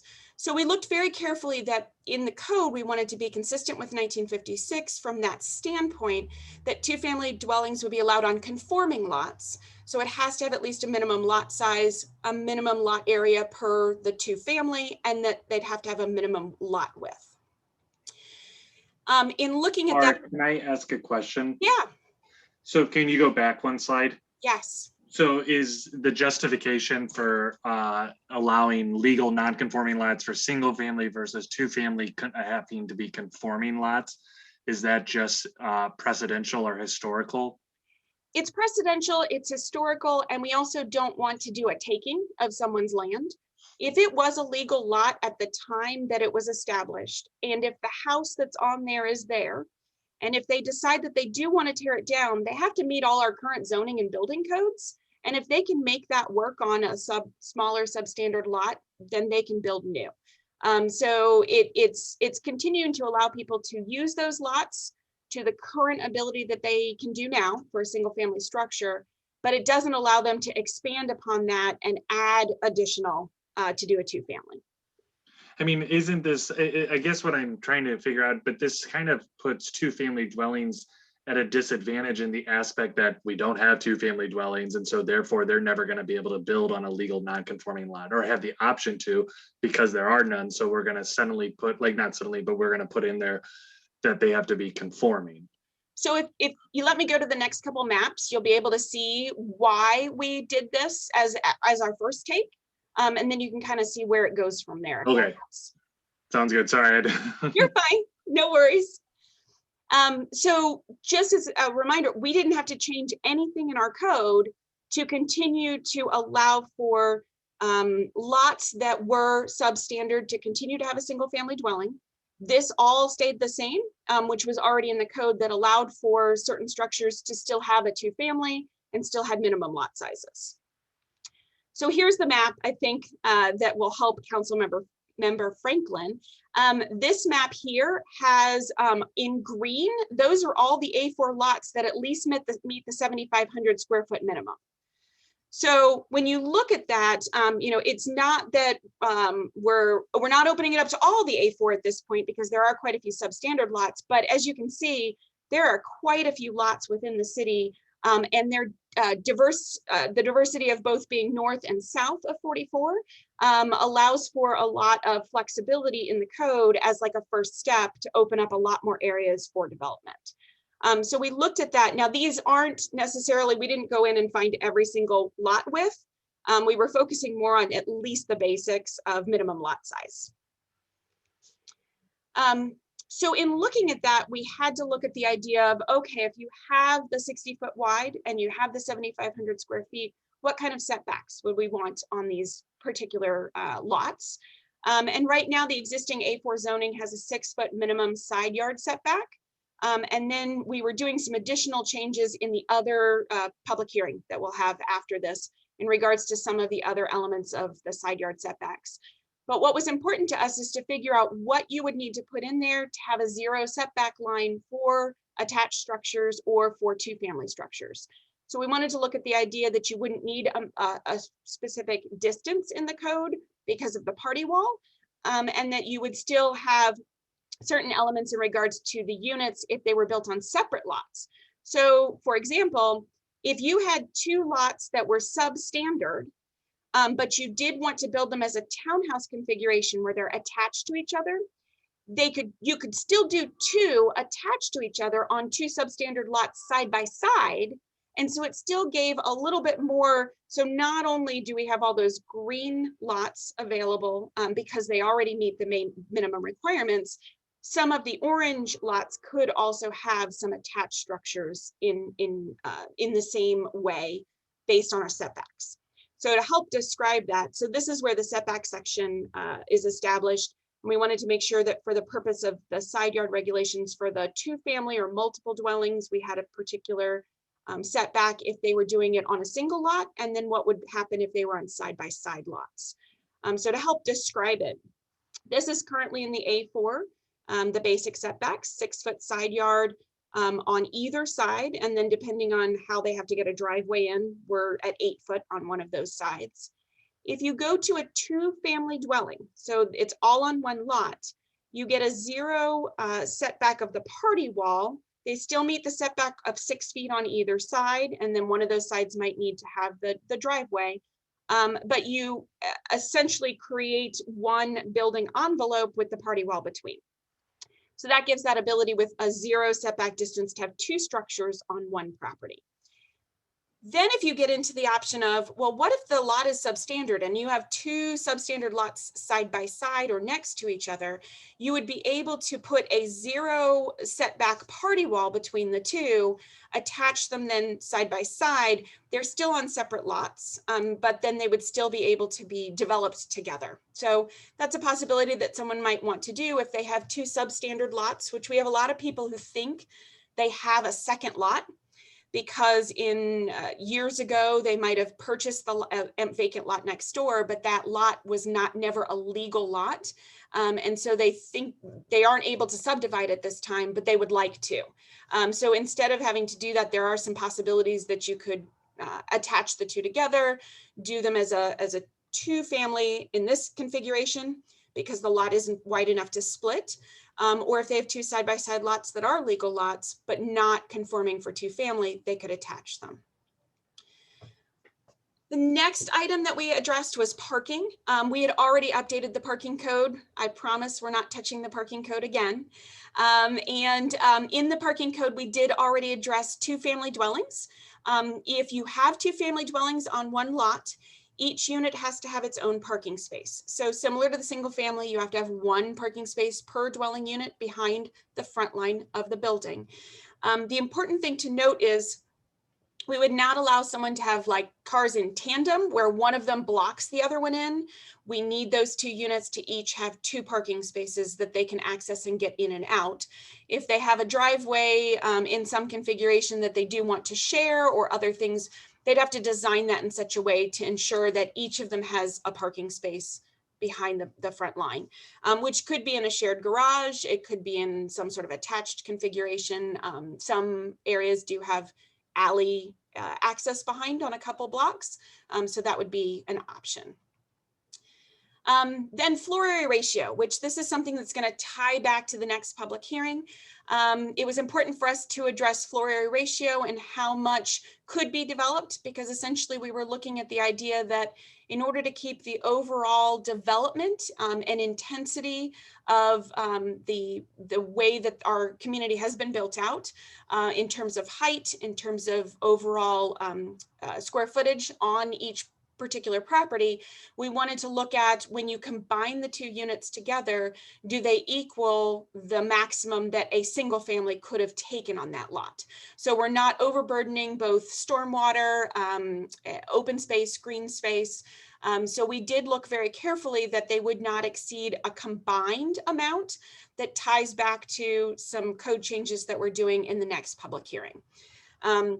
So we did look at the idea that you could have on a 7,500 square foot lot up to 1,200 square feet per unit for a combined total of 2,400 square feet.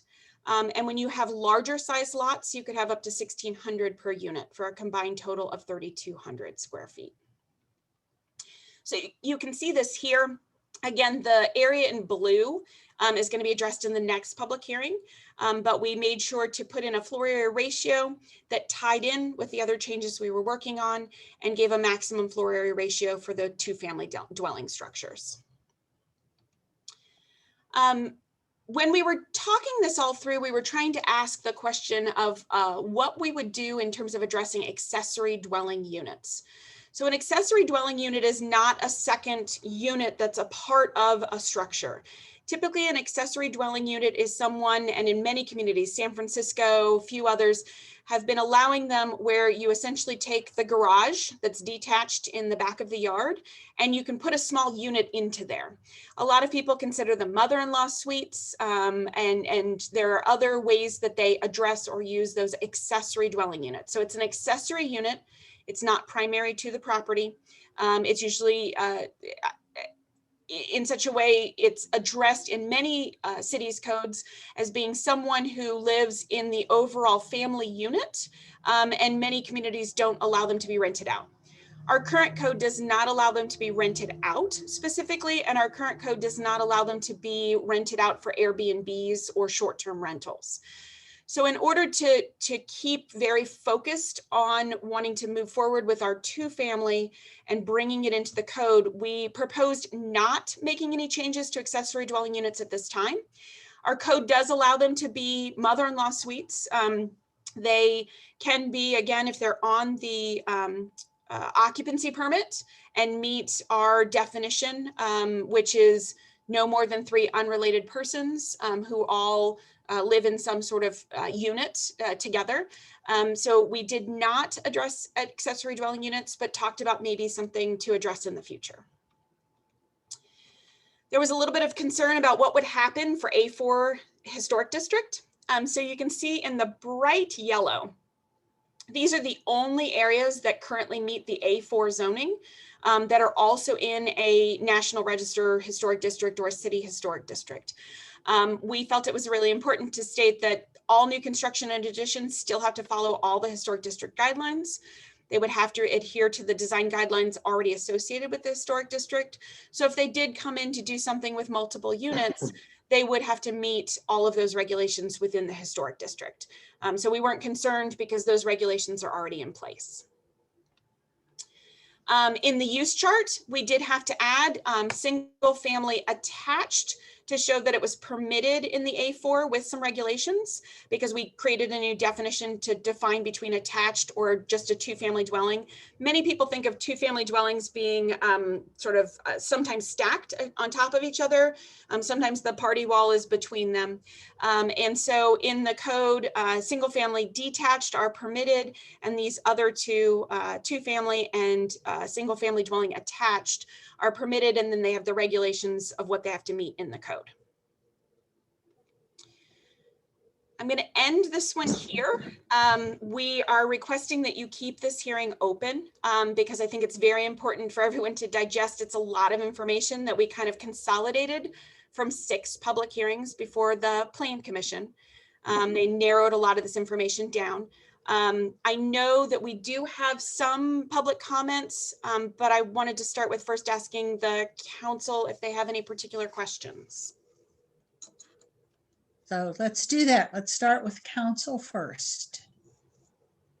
So Mara, first of all, thank you very much to you and to Danny and to the Plan Commission, because it's just, if the public could see the packet that we got, they would really understand how much work has been put into this over the last several months. And I, for one, am really grateful for that. I also am thankful that I sent you a bunch of questions. You answered them all except for one that I didn't send you because it didn't occur to me until later. And one of the things that a couple people have said, and I believe it's in one of our public comments, is that they're worried about the impact on neighborhood home values if we begin to have these duplexes built within these A4 districts. I, for one, have tried to find any evidence that there'd be any devaluation of homes based on this. I can't find it, but you're the professional here. What do you know about an answer to that question? So I'm not necessarily the expert on that because I'm not a real estate professional to know some of those numbers. I believe one of the articles that was in your packet talked about that question, about whether adding in multiple family or two family would devalue property.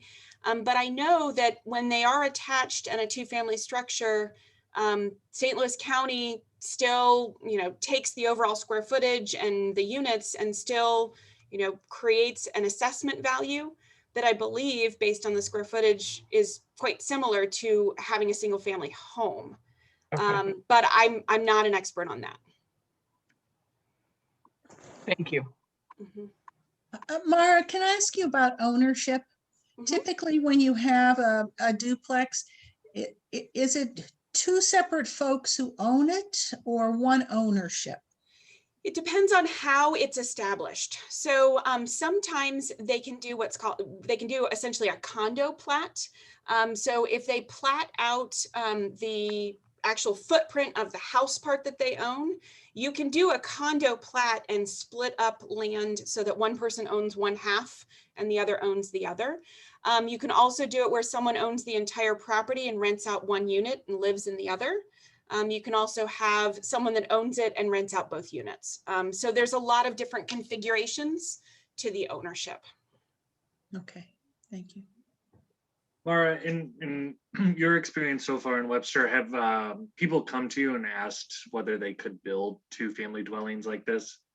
Yes, we did have a lot of questions on doing both 2 family as well as townhouse configurations.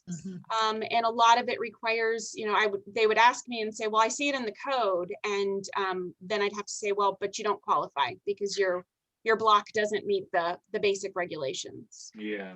So the people who, I don't know if the people who are coming to build 2 family dwellings or have requested the opportunity to, are we talking about individuals or are we talking about more developers? More individuals, but I know when I've talked with a couple developers briefly about it, they had said that might be something they'd be interested in, especially when they're getting to the point where there's very few lots really left. And when you get to the larger size lots, the 7,500 square foot lots, some of them feel that maybe putting 2 units on it would be more beneficial than 1. But I don't have anything specific. And because of the I just want to clarify this for my own purposes. Because of the historical, like our code is always, for all intents and purposes, explicitly allowed 2-family dwellings, but because of the regulations we put on it, it's as if we didn't really allow them. Correct. All right. Thank you. Did I hear you when you were explaining the previous zoning codes? And I think I'm not sure I understood you were saying, but previously where there was, we did allow 2 families on a non-conforming lot. Not on a non-conforming. We've never allowed them on non-conforming lots, only on conforming lots. So if it was on a lot and you tore the house down.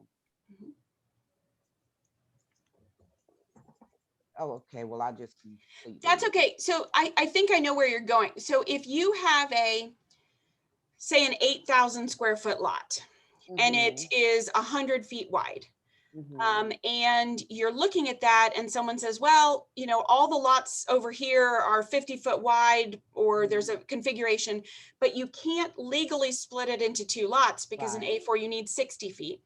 So now what someone could do is say, okay, well, I have a 8,000 square foot lot that's 100 feet wide, or whatever it's going to be. It meets at least 60 feet. You could now, if you tore down the single family, you could do a 2-family on that lot. Thank you.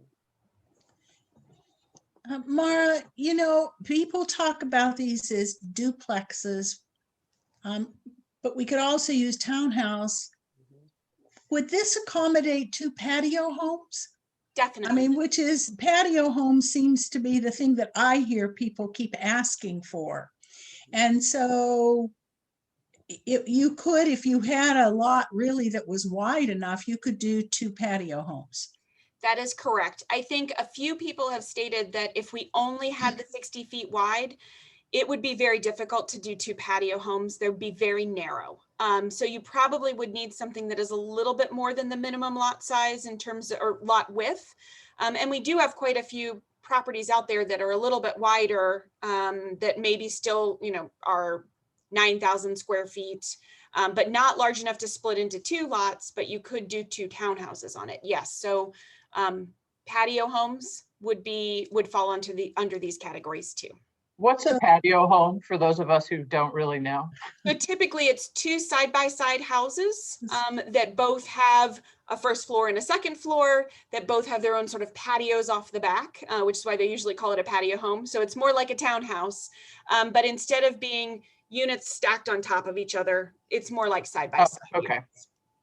Thank you. Mara, are those, because I just remember the first exposure I had to 0 lot line homes were in Tennessee, in the Memphis area. And so you would actually have 2 single family dwellings detached, but they were called 0 lot lines. So the space between them, it wasn't a party wall. I mean, it was literally a full wall. A full wall between. Yes. Does this allow for something like that? This would allow for something like that. Yes, correct. So if it has a full wall that meets the building code, the fire code, it would allow them to be attached. So they're essentially single family attached dwelling units. Okay, but you could not have single family detached with a 0 lot line, or single family detached that had like 6 feet in between them. They each would have to have, right now, our detached units have to have the 6 foot side yards on either side. So you essentially have 12 between. The building code requires for fire code 10 feet between. So that's why we're pretty tight. A lot of our lots are only 50 feet wide, and our zoning code allows them actually to go down to a reduced setback of only 5 feet.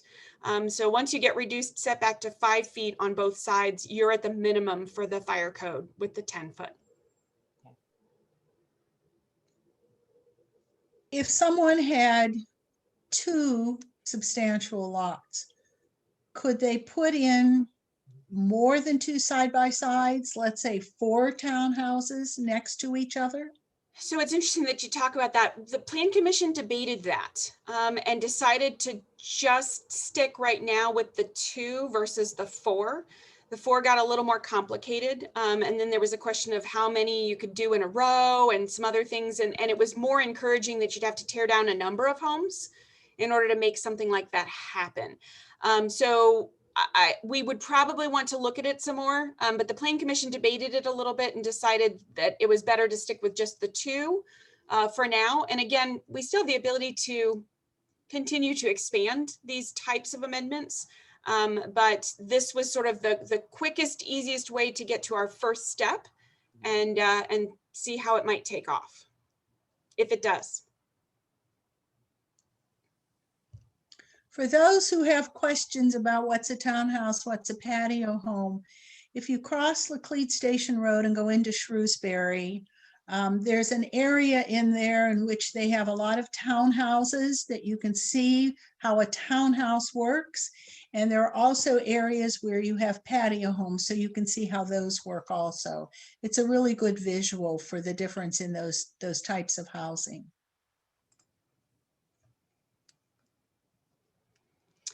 So I know Jen and Katie have a couple comments to read, and I don't know, it looks like maybe there's one other person who wants to speak. And then I would just ask that you hold the public hearing open. Okay. All right, Jen and Katie, comments first. Yes, thank you, Mayor. We'll be back with you. All righty.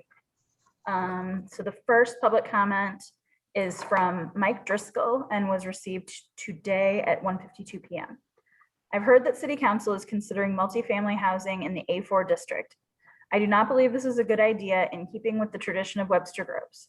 Do the residents of the district even know about this? Not a good idea here. Mike Driscoll, Webster resident. And our other one is from Mary Gordon, and it was received on March 30th at 2:15. My husband and I have lived in Webster Groves since 1991 and have raised our child here.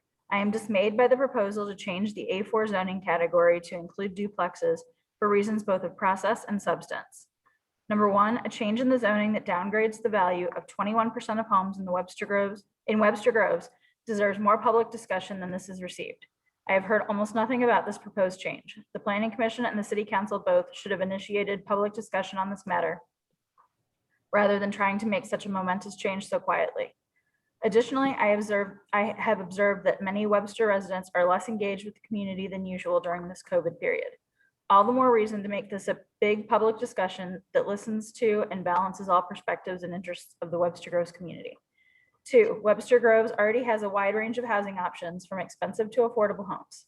Our neighboring communities, some of which are part of the Webster Groves School District, also have affordable housing. 3, the reclassification of all of the A4 properties at once is changing the status of too much real estate too quickly. 4, Webster Groves has been a community of single-family homes for over 100 years. It has been a stable community where children raised in Webster Groves want to come back to raise their families here. This proposed change will affect the nature and stability of the community by encouraging fewer homeowners and more renters. It will cause the immediate diminution in value of the 21% of homes that are zoned A4 and the likely decrease in value of all homes in Webster Groves as it becomes a less desirable place to live. Property taxes support our community and our schools, and if property values decrease and property tax collections go down, then our schools and community will suffer. People will no longer find Webster Groves an attractive community in which to live, raise a family, and grow old. Mary Gordon. And then I think I saw a hand up here. Let's see. All right, Clark Hodling. And so I'll allow to talk and you'll have 3 minutes.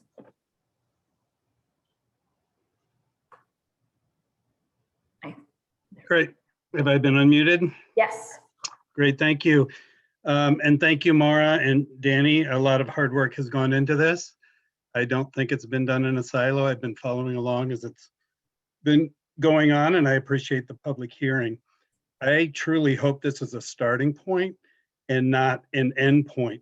I think the conversation of home value to me versus a diversity of people that can live in Webster based on class and race far outweighs this mythical discussion about our property values and our way of life is going to be ruined by multifamily housing. I just want to repeat my comment from last night at the Planning Commission that the more housing options that we have here in Webster Groves, the better from my point of view. I think we're very restrictive with regard to our zoning, and I think that keeps a lot of people out of our community, which is not the kind of community I want to retire to. Finally, with regards to people that grew up here and wanting to move back, I mentioned last night that my 26-year-old son just recently moved to Columbia, Missouri. He lives in a house with 5 other young professionals. He's 26. That would not be allowed here. Those people would not be allowed to live in Webster Groves in that condition. And I think they add a tremendous amount to the community. So thank you for the work plugging ahead. I hope this is a beginning and not an end. And thanks again for all your work.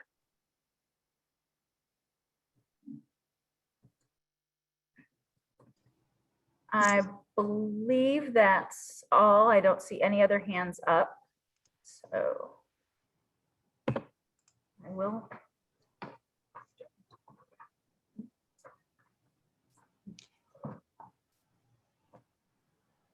If that's the end of the discussion at this point, council has nothing else to ask, then I would ask someone on council to make a motion to keep this public hearing open for discussion until April the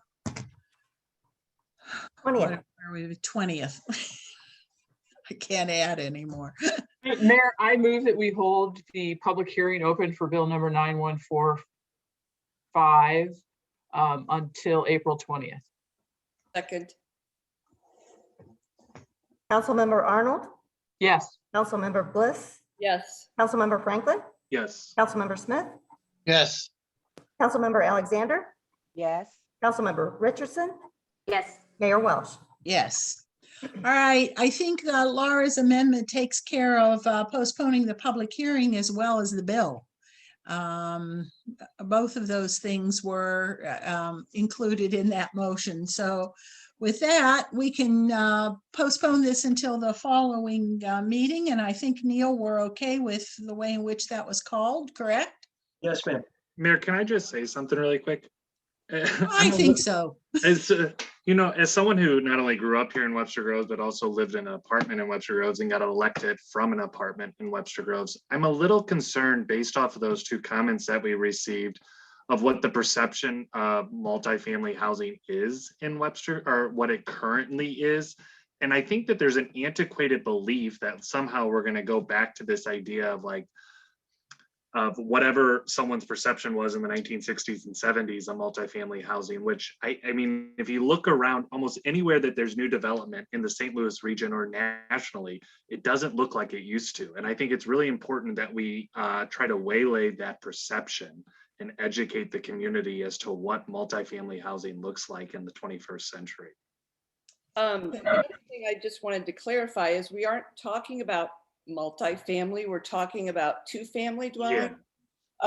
Technically, the definition of multifamily applies to 3 families or more, triplexes, etc. So just wanted to let you know, we're only talking about 2-family dwellings. Nothing more. Thank you for that clarification. Thank you. All right, then let's move on to the second public hearing. And the second public hearing tonight, which we'd like to open, is again on zoning code text amendments, residential dimensional regulations. These are proposed amendments which include changes to sections 53.043, 0.053, 0.063, 0.073, and 53.202 to clarify lot coverage and height regulations in the A1 through A4 residence districts and amended definitions related to the dimensional regulations in section 53.020. And Maura, you're on again. So just as a reminder, this one is similar to the last one. We actually had a city council work session discussion about this in February of 2020. And it was supposed to also be open in April, and we ended up finally opening up hearings in October. This same series of text amendments did also go for 6 meetings before the Plan Commission, with the hearing being held open at each time. So just as a quick reminder, because it has been a while since we talked with council about this, one of the reasons why we brought this particular residential dimensional regulation text amendment before the council is that we have at key points in time taken this old 1956 zoning ordinance, and we've made some amendments to different elements or areas of the code. The code was written in 56 to address a part of a community. As you saw in some of the really old maps that I showed you, most of the community was already established north of 44. Then as it continued to be built south of 44, some of those areas were built up in the 50s and the 60s and the 70s.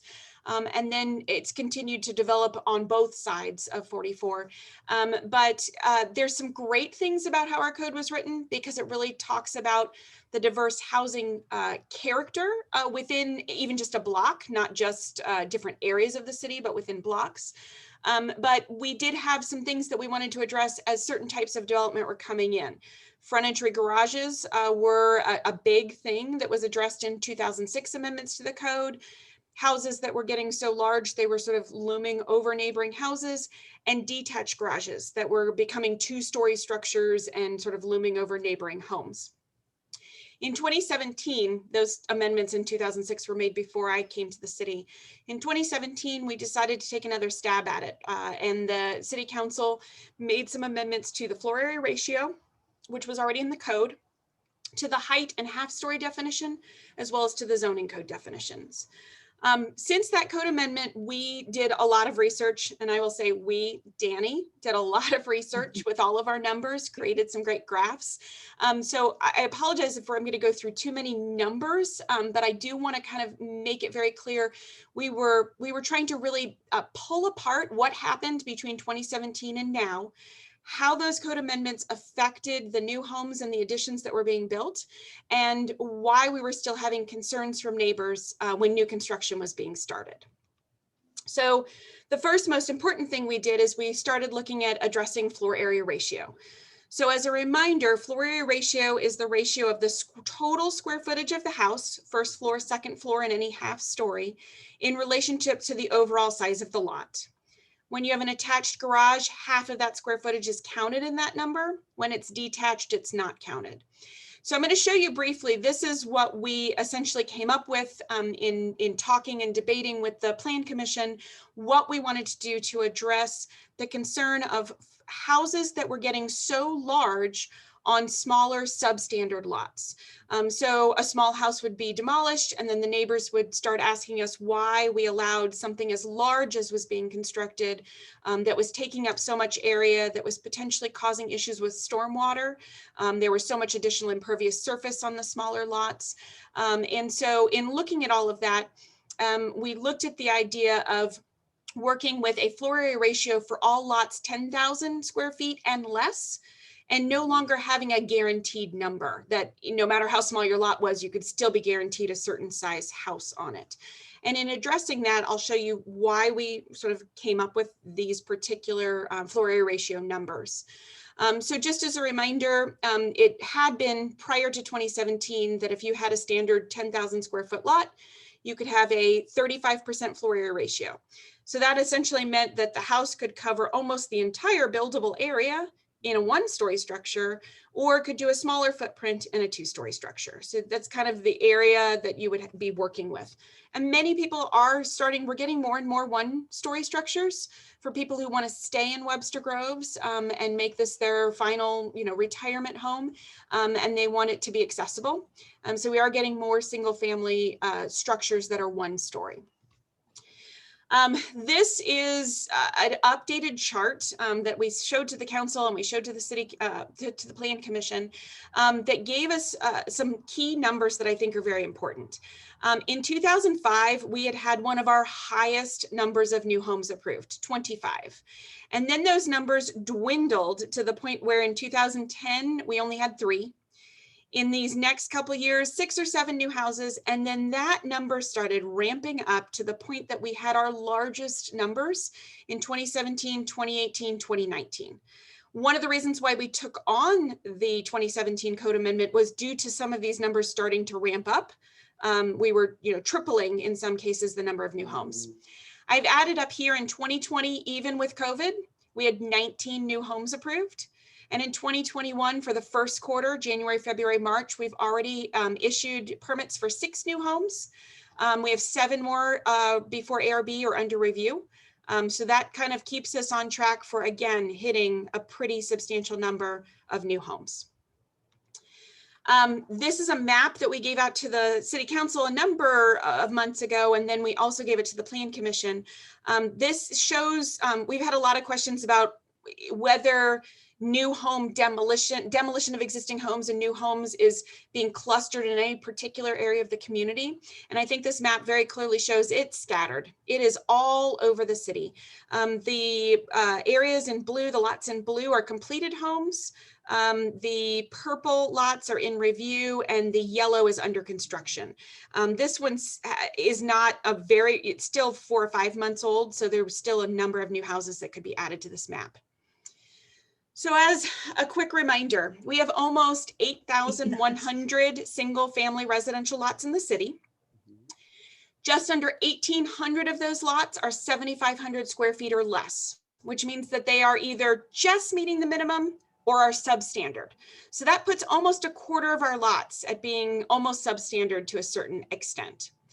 In the last 10 years, we did 170 new homes. 30 of those were on lots of 7,500 square feet or less, and 98 of those had new houses that had square footages of over 2,600 square feet. So you had a 57, almost 58% of the houses being built in the last 10 years have all been over 2,600 square feet. So using that data, we kind of honed in on the 2017 to 2020 to kind of look at addressing, we made some code changes in 2017. What was that impact? So we gathered data on 93 new homes. You'll find that 45 of the homes had a floor area ratio of 25% or less, which is great. We had 36 homes that were between 25% and 35%, which is kind of around the area that we are potentially looking at addressing.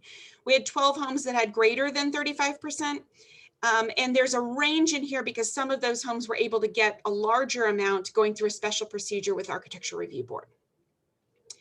In addition, which I think this is even more important to note, here is the gross floor area. So the floor area ratio, that's the ratio of the square footage to the size of the lot. But this is just the gross floor area. How big are these houses that are going on the lots? Only 8 of the new homes in that same time frame were less than 2,000 square feet. 40 of the homes were 2,600 square feet or less.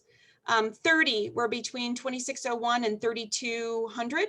And just as a note, this little section right in here between 2,600 and 2,800, that's our 2 guaranteed square footage numbers that we allow someone that no matter how small their lot is in certain instances, they're guaranteed to be able to build that big. We also had 27 homes range from 3,200 to 4,700. Obviously, those are on larger size lots. The average gross floor area kind of met pretty close to what used to be our guaranteed square footage for any size lot within the city. Here's some more numbers. 2017 amendment reduced the size guaranteed to 2,600 square feet. Staff had originally proposed 2,400. It had moved forward from Plan Commission at 2,400 in 2017. And then we ended up moving it back up to 2,600. And that was a guaranteed on any lots that were 7,500 square feet or less.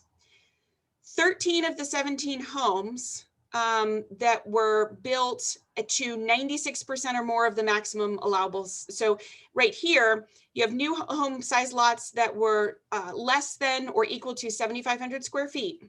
So all the ones that were able to be guaranteed a number, 13 of those built to that guaranteed number. They built to either the 2,600 or 2,800 that they were guaranteed to be able to be built. So as large as they could possibly go.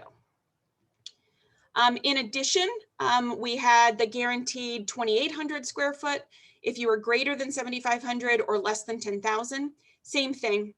We had 14 of the 28 homes were built to 96% or more of the maximum allowable size on the lot. So building as large as they could possibly go on the lot that they had. We then ran some numbers on recent new homes and determined that 34 of the 156 new homes that were built between 2014 and 2020 would be impacted by the proposed amendment that we have coming before you today. 9 of those were built prior to 2017's amendment, so they currently wouldn't have been allowed anyway because we ran the numbers all the way back to 2014. Only 1 of the 156 new houses that were being built could not be built today with all the different elements we were putting in the code. So the code has a certain square footage that you can, build based on the floor area ratio. Then it has another element in the architecture review board that you can go larger. Only 1 of those 156 homes would not be able to be built to the size that it is under all of these proposed amendments. In addition, floor area ratio. I think it's important to show these are the substandard lots. And these substandard lots that are less than 7,500 square feet, you can still rebuild a single family home on them. You wouldn't necessarily be able to build a 2,600 square foot home on some of these substandard lots. So again, reminder, 8,100 single family residential lots, approximately 4,424 of those, so about 55% of our lots are less than 10,000 square feet. Approximately 280 of those, so only 6% of that 55%, could not currently add a 400 square foot addition onto their house under our new code. But at a certain point, you have to say, how large is too large? At what point are we dealing with stormwater issues? Are we dealing with not being able to park it? Are we dealing with water issues? And then are we dealing with it just becoming so large that it does not seem in character with the rest of the block? And then going back again, approximately 554 of these could not add a 400 square foot addition after the proposed text amendment by right. So we did run a few numbers to say, okay, how many of these are already too large? Now, we didn't go specifically into those and figure out how many of those at that size did additions in the last 10 years, because if they did an addition, just because we're saying they can't do another addition now doesn't mean that they haven't already maybe had an addition. And if you looked at our original charts, we had hundreds of things go before the ARB over the last few years. We did keep in the code, and it's already in the code and it will remain in the code, that most existing homes are eligible to go before the ARB to build up to a 40% floor area ratio. The way it's addressed is that they do have to show the consistency within 150 feet of the particular property, that they have something that's similar. So if the rest of the block around them has a larger gross floor area, if they have an overall larger height, if the front elevation and the width of the lot is similar. And when they provide that, they have the ability to get an additional approval with a second vote from Architecture Review Board. We've had a few projects go through this way, and it's been very effective. So we're not saying that you can't do it. We're just saying that you need to show how it stays or remains in context with the overall area of the community. We did also not just look at new houses, we looked at recent additions. So there were 291 additions built between 2014 and 2020. And of them, 23 of them would have been impacted by our current amendment. 9 of that 23 were built prior to the 2017 amendment, so they wouldn't have been able to be built currently anyway. And only 1 of those additions could not be done under the additional ARB up to 40% floor area ratio. We pulled a few other cool maps together because I thought it was kind of interesting to see things like this because I think it's important. This is a gross floor area map that we used St. Louis County's data for. You can see the darkest color is the smallest square footage homes, 0 to 1,000 square feet. As you move up in gradation to the lightest yellow, those are 3,000 square foot houses and greater. So out of the last 10 years, we had 170 new homes. 73 of them demolished a house of less than 1,200 square feet. 42 of them demolished houses between 1,200 and 2,000 square feet. And then 28 of them were on vacant lots. So again, I think it's important to note that we really do have on all of our lots, most of our blocks have a pretty diverse square footage of types of homes. And I think that the way the codes have been written, it's intended to keep that kind of diversity within the community, that you do have lots of different ways you can start as a younger family, that you can grow or move to other areas of the community, and that you can continue to then retire here in something that might be smaller, that you might not need as much space.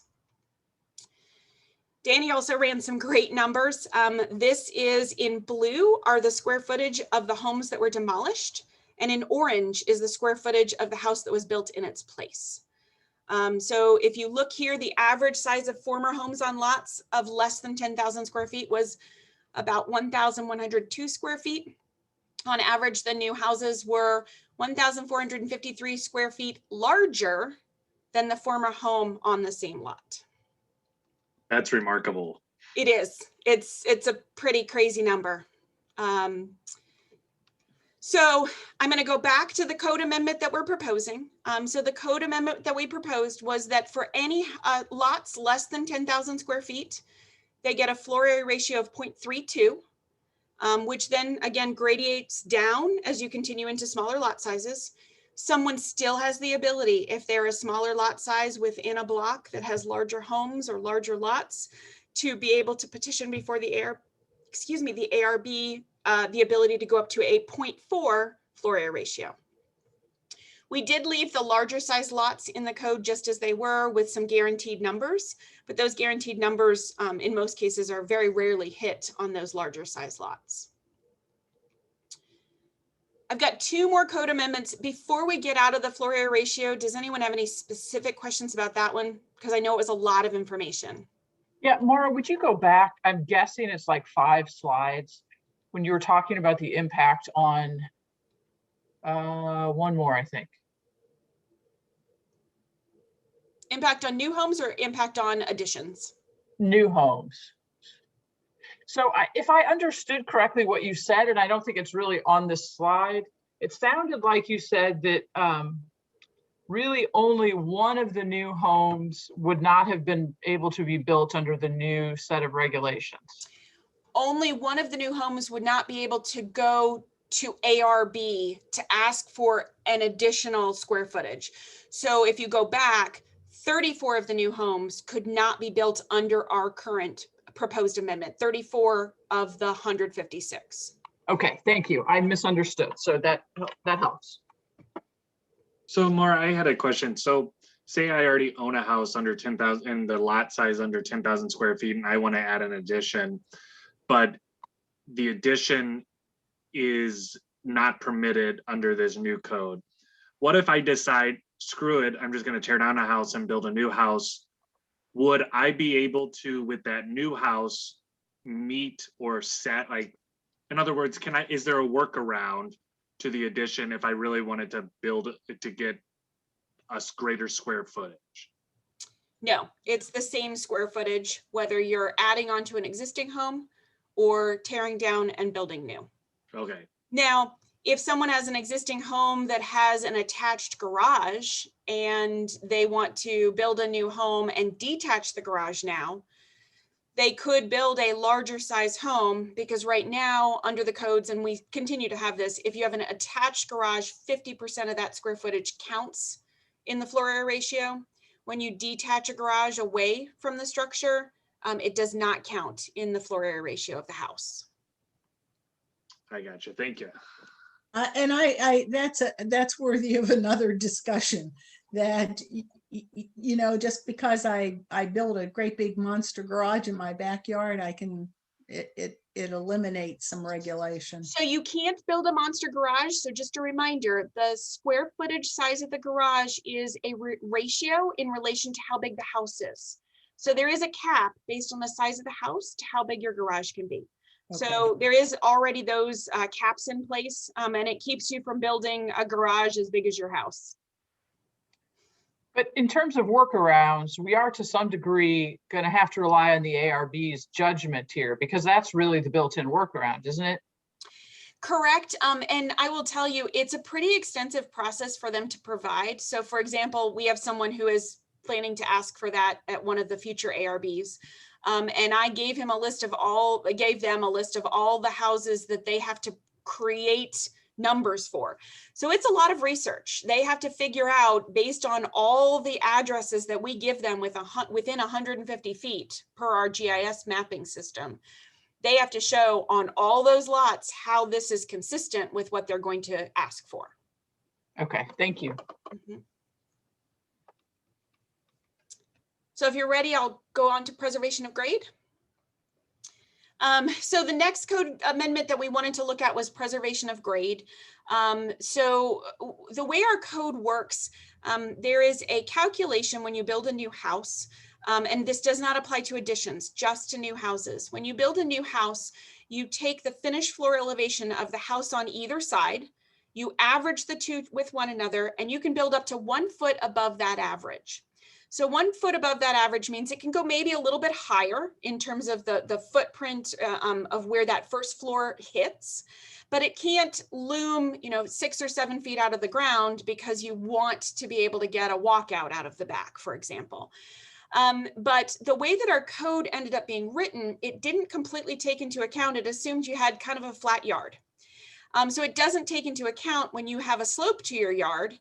And now that slope means you've got a house on very high on one end and very low on the other end. Now this new house that's constructed, the finished floor, or basically the basement, is literally through the middle of, say, a neighbor's house, through the middle of their first floor. So we kind of did some calculations, and we did it from a recent one. So these red lines here, you've got your line of your finished floor elevation of a structure over here. You've got a finished floor over here. You average those two to one another, and then you get to go at least 1 foot above. So now this finished floor elevation is about at, like the middle of the windows of the neighbors next door. So what they're looking out now is looking out at an unfinished, side of a basement or some siding to some basement windows. So we tried a couple different things with the code. It was a very difficult one to do because what we are left with is a lot of these unusual lots that are on sloped properties that are a little bit more difficult to build on. But what we came up with was adding a section, which is essentially item number 2 in here, that says when the allowed finished floor elevation of a new residential structure exceeds the finished floor elevation of the adjacent residential structure by more than 3 feet, we are adding an additional part to the side yard setback to push that house a little farther away. It didn't do a whole lot, but what it meant was that potentially we would be able to add a little bit more separation between the homes, and then allow for a little bit more to be addressed in terms of some people might put the driveway on that side to provide even more separation.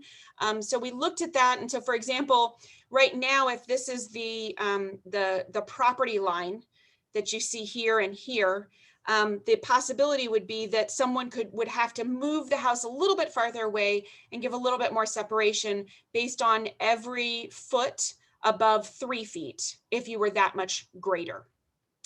It's not much, but at least it was something that we could work with to try to address a little bit more the disparity when it comes to lots that are on sloped sites or lots where the one house is on a severe grade differential from another lot. That one was a pretty simple one. The next one was one that was very debated in 2017. There was a whole conversation about what does our half story mean? In 2017, staff had proposed creating a definition of half story for homes, because we didn't have a definition for half story for homes, only for half story of garages. And the half story of garages said that it couldn't be more than 50% of the gross floor area of the floor below. As it got debated with the council in 2017, it was addressed and it was bumped up to 75%. And what staff has found in all of these reviews as things are coming in, again, it's the same thing as maximizing the size of a house. They're maximizing as much as they possibly can that 75% of the space up above. And so we're recommending that we go back down to the 50% as a potential code amendment. So for example, these are some projects we kind of sketched up. The black is like an existing house. And these are the kinds of additions that we're getting on the backs of homes because they can build an overall 75% up above. They're adding additional dormers to pop things out to get that 75% number. And then the overall is in many cases, because of lots that slope down in the back, they're getting essentially almost 3-story additions off the back. And the same thing with new houses. So the new houses are putting onto the back just enough where they're trying to create just a 75% up here. And then because of the overall exposure, the basement doesn't count as a story. And so we're getting some very large rear elevations. So the proposal was to go to a 50% for the half story above.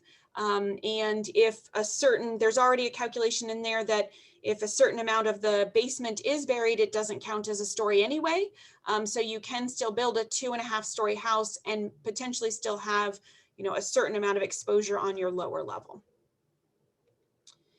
And then the last couple amendments are really, really minor, but while we were in here, we wanted to kind of address them. We wanted to address in the side yard setback, it gives a little bit of a give. If you had a structure built prior to 1956, if you weren't any closer than a certain lot size, you got a percentage. In a couple of our code sections, it's 12% of the lot. In a couple other sections, it's 10% of the lot. We added in that it not get reduced to less than 5 feet. Because of the building code and the fire code, it was important for us to try to address that separation, both for stormwater able to be removed away from the side of the house, as well as for the building code and fire code. In addition, we cleaned up yard projections. A lot of people have questions about where window wells, how close they can get to neighboring property. We had always counted them under terraces, uncovered porches, platforms, and ornamental features that aren't more than 3 feet above the ground. And we counted them because they were in the ground. So we added them in just to make that clarification a little bit easier. And that's it. Thank you for putting up with all those numbers and charts and calculations. Any questions on those couple of items? Any questions? This is really interesting, Mara, and I think it merits taking a really good look because all of this is a balancing act. We have 8,100 single family lots and 170 new homes. When you think about it, really isn't very much because you want to keep your housing stock fresh. We're an old housing stock, so it's a matter of being able to balance putting in some new housing that is contextually appropriate. I think this is a tough area to talk about. It's my comment. So I did want to say, I think this one took some inventive visualizations to help us understand things. And I think Danny did a great job of, and this is just part of what ultimately was created for the Plan Commission to see. And so I think, again, when we see the data portrayed the way they've done it, I think it becomes a lot more clear and helpful for us to understand what's going on. Thank you. Can I ask a question? Sorry. Yes, Sarah. Do you mind revisiting the half story? I got a little bit lost on that piece and kind of what the problem is we're addressing with that. Yeah, so the half story, and this is probably the best example because we started getting a lot of these. So if you see this house roof line here, So we already have, like, for example, and this isn't an example in Webster Groves, but you already have a full 2-story house. And then the code says you can have a 2.5 story. So you can have additional square footage in your half story up above. And a lot of these houses have existing. So for example, if there are a lot of older houses that if you want to continue to just renovate what's in your attic half story space, you can do that today, right now, without us having to run a calculation. But once you decide that you want to bump out these big dormers off the side, now you are extending the height, which creates, in some ways, architecturally, you're really creating almost a full 3-story house. We were getting a lot of these where it was a dormer across the whole back of the house. So now the neighbors are seeing 3 stories behind them. And it was blocking out some light and overall being a massing that to them felt sort of overbearing with the context of the rest of the community. We were also getting, like, even though this one looks pretty good in context on the house, we were getting them, they were coming almost from roof line to roof line and going the entire length of the house, because what they're trying to do is get a whole nother, floor out of the house that maybe couldn't be that large. In this case, we were just showing it to try to describe it. These would be houses that would be perfectly allowed within Webster. But it's sort of like thinking about those spaces and more trying to avoid something like this that creates just this big wall. Thank you. Thank you. That's helpful. Good. Do we have any public comments on this? Not any that were emailed in. Okay. Jen, is anybody raising their hand? I'm trying to look and see. No, no I hands don't up see it. and no Nope. public comments received. No hands up. Okay, then if we have nothing else, then I'm going to request that someone make a motion that we postpone or we continue the public hearing as well as Bill 9146 to the April 20th meeting. Mayor, I'd like to propose that we we continue the public hearing on bill number 9146 and the first and second reading until April 20th. Second. Councilmember Bliss, Yes. Councilmember Franklin, Yes. Councilmember Smith, Yes. Councilmember Alexander, Okay. okay. Councilmember Richardson, Yes. Mayor Welsh, Yes. Councilmember Arnold. Yes. All right, then we'll postpone that. Good. We've been through our 2 public hearings and we can move on to the rest of our agenda tonight. Mara, thank you so much. This was so informative. I mean, I think you and Danny have done a fabulous job trying to explain all this stuff to us, and I think we've all learned a lot. Thank you. Thanks very much. Good, thank you. All right, let's go to remarks of visitors. Jennifer and Katie, do we have some? Yes, Mayor, we have 2. We'll be right with you.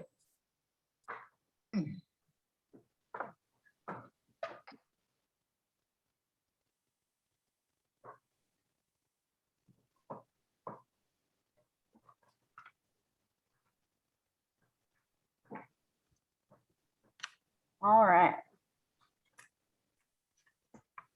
Our first remarks of visitors is from Dave Buck, and it was received today on the 6th at 11:28 a.m. I'm going to begin by apologizing to Dave because I am not going to sing. To Mayor, City Council, and City staff. First line below sung to the song Roxanne by Sting and the Police. Joanne, you don't have to leave and take flight. Joanne, you don't have to vanish into the night. The longtime #1 City Council visional direction and goal has been ensure financial security, defined as the Webster Groves City Council will ensure financial security through maintenance of a healthy reserve fund and operating without annual deficits in its general fund. I am no financial wizard, but I think Joanne led this effort and consistently performed exceptionally well against this goal, particularly in difficult and turbulent times as Director of Finance, Assistant City Manager, and Interim City Manager. The annual budget development and management is a team sport that depends on trust, partnership, and collaboration. But when it came to developing the numbers, understanding them, justifying them, and explaining them in common everyday language, Joanne was the smartest person in the room and the most selfless. To borrow from Teddy Roosevelt's great quote, the credit belongs to the person actually in the arena. And my perception was Joanne stood strong in the city's financial arena, each and every day, fighting the good fight and keeping the good ship Lollipop afloat. Importantly, whenever I had a question from the cheap seats, she always, and without fail, fielded my question, did not set it aside, but answered it promptly. She was not only a great financier, but a great representative of the city. I never had the privilege of meeting and knowing Dawn Cole, but I wish her and Joanne all the best as they write the next chapters of their life stories. Peace, Dave. And then our second one is from Farrell Carfield, and it was received today at 2:15 p.m. Dear council members, Mayor Welch, Dr. Peoples, and Chief Curtis, thank you for taking up the potential reauthorization of the Police Community Engagement Board this evening. We at the Alliance are grateful to have had the opportunity to talk with most of you in recent days about how we might use the sunset deadline as an opportunity to revise the PCEB's enacting ordinance and build upon how the board has evolved in the initial years. I'm attaching a draft position statement that lists the 4 areas where we will propose revisions. We are currently working to synthesize what we've learned from conversations with you and the PCEB chair, and we intend to provide a detailed proposal by the end of the month. We look forward to working together to further realize the promise of the Police Community Engagement Board. P.S. The Alliance for Interracial Dignity's culture of inclusion and housing team is also excited to see consciously inclusive zoning changes on your agenda. Thank you to city staff for the good work. Sincerely, Farrell Carfield, on behalf of the Alliance for Interracial Dignity's Strengthening the PCEB Initiative. And then the draft position on reauthorization and revision of Webster Grove's Police Community Engagement Board Ordinance. Rationale.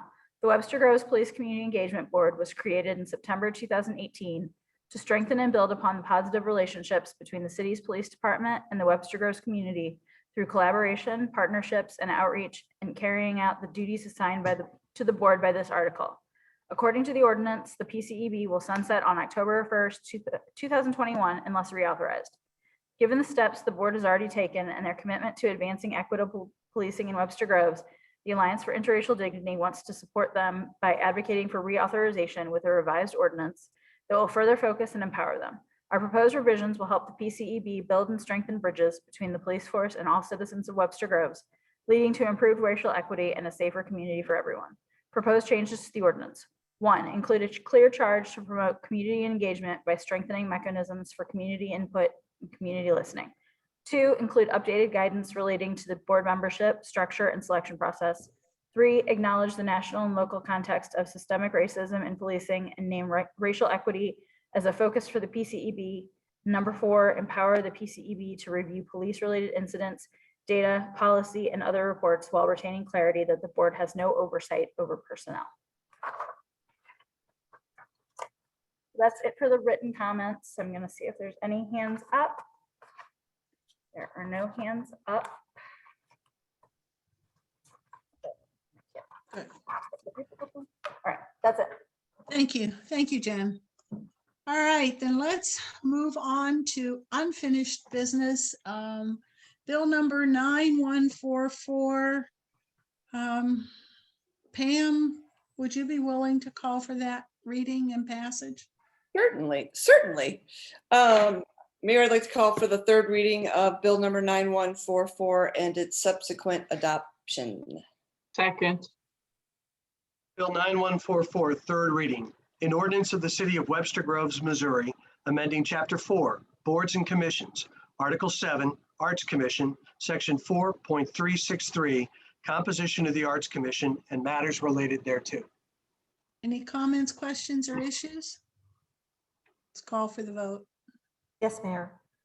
Councilmember Franklin, Yes. Councilmember Smith, Yes. Councilmember Alexander, Yes. Councilmember Richardson, Yes. Mayor Welsh, Yes. Councilmember Arnold, Yes. Councilmember Bliss. Yes.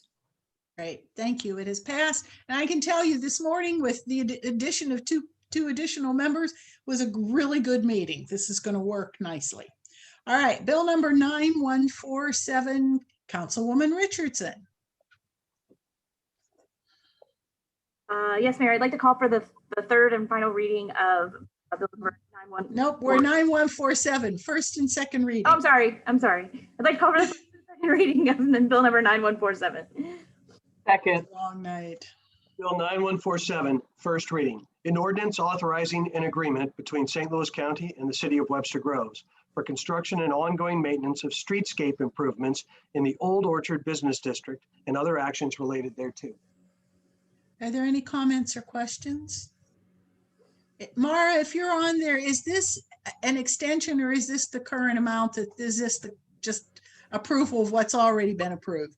It's both together. So they wanted a new one for the new construction that should be starting soon. And then I asked them if we could tie it into the agreement that we already have for the existing streetscape. Okay. So this will cover both together. Both. Thank you. Mhm. Any other questions? All right, let's do that second reading, Neil. Bill 9147, second reading. An ordinance authorizing an agreement between St. Louis County and the city of Webster Groves for construction and ongoing maintenance of streetscape improvements in the Old Orchard Business District and other actions related thereto. All right. Bill 9148, Council Member Franklin, you're unmuted. Yes, Mayor, I'd like to call for the first and second reading of bill number 9148. Is there a second? Second. Bill 9148, first reading. An ordinance amending Chapter 10, Public Ways and Places, Article 2, Excavations, Section 10.120, Application for Permit, to increase excavation permit fees to cover the additional costs of such inspections within the city of Webster Groves and repealing Ordinance 8791. Any questions or issues? If not, let's do the second reading, Neil. Bill 9148, second reading. An ordinance amending Chapter 10, Public Ways and Places, Article 2, Excavations, Section 10.120, Application for Permit, to increase excavation permit fees to cover the additional costs of such inspections within the city of Webster Groves and repealing Ordinance 8791. Okay. Does anyone care to remove anything from the consent agenda? If not, Councilwoman Arnold, could you call for its approval? Sure, Mayor. I'd like to call for the approval of the consent agenda. Second. Councilmember Smith, Yes. Councilmember Alexander, Yes. Councilmember Richardson, Yes. Mayor Welsh, Yes. Councilmember Arnold, Yes. Councilmember Bliss, Yes. Councilmember Franklin. Yes. All right, the consent agenda is approved. Tonight, we have appointed Jane Portie to the Historic Preservation Commission and Josh Boland to the Parks and Recreation Board. And we need an executive closed session. Neil, can you tell me which particular ones we're talking about tonight? I believe 1, 2, and 3. Okay. All right, Ms. Arnold. All right. Thank you, Mayor. I'd like to call for an executive closed session regarding number 1, attorney-client privilege communications, Missouri Statute 610.021, open paren 1, close paren. Number 2, real estate, Missouri Statute 610.021, open paren 2, close paren. And 3, personnel, Missouri Statute 610.021, open paren 3, close paren. Second. Councilmember Alexander, Yes. Councilmember Richardson, Yes. Mayor Welsh, Yes. Councilmember Arnold, Yeah. Councilmember Bliss, Yes. Councilmember Franklin, Yes. Councilmember Smith. Yes. All right, then what we will do is take a 5-minute break. I think we all need to stretch. I don't know about you, I feel molded to my chair. And so let's get up and take a little stretch, and it is 9:11. We'll meet at 9:16. Okay. Hey, Jennifer, Yes. do we have or Katie, do we have a separate entry or are we using the same site? It's the closed session link. You should have got it again today. Okay, for some reason I'm having trouble downloading those. I'll look for it right now. Thank you. Okay, check it in if you don't find it. Did it come from you, Katie? Yes. Okay, thank you. You're welcome.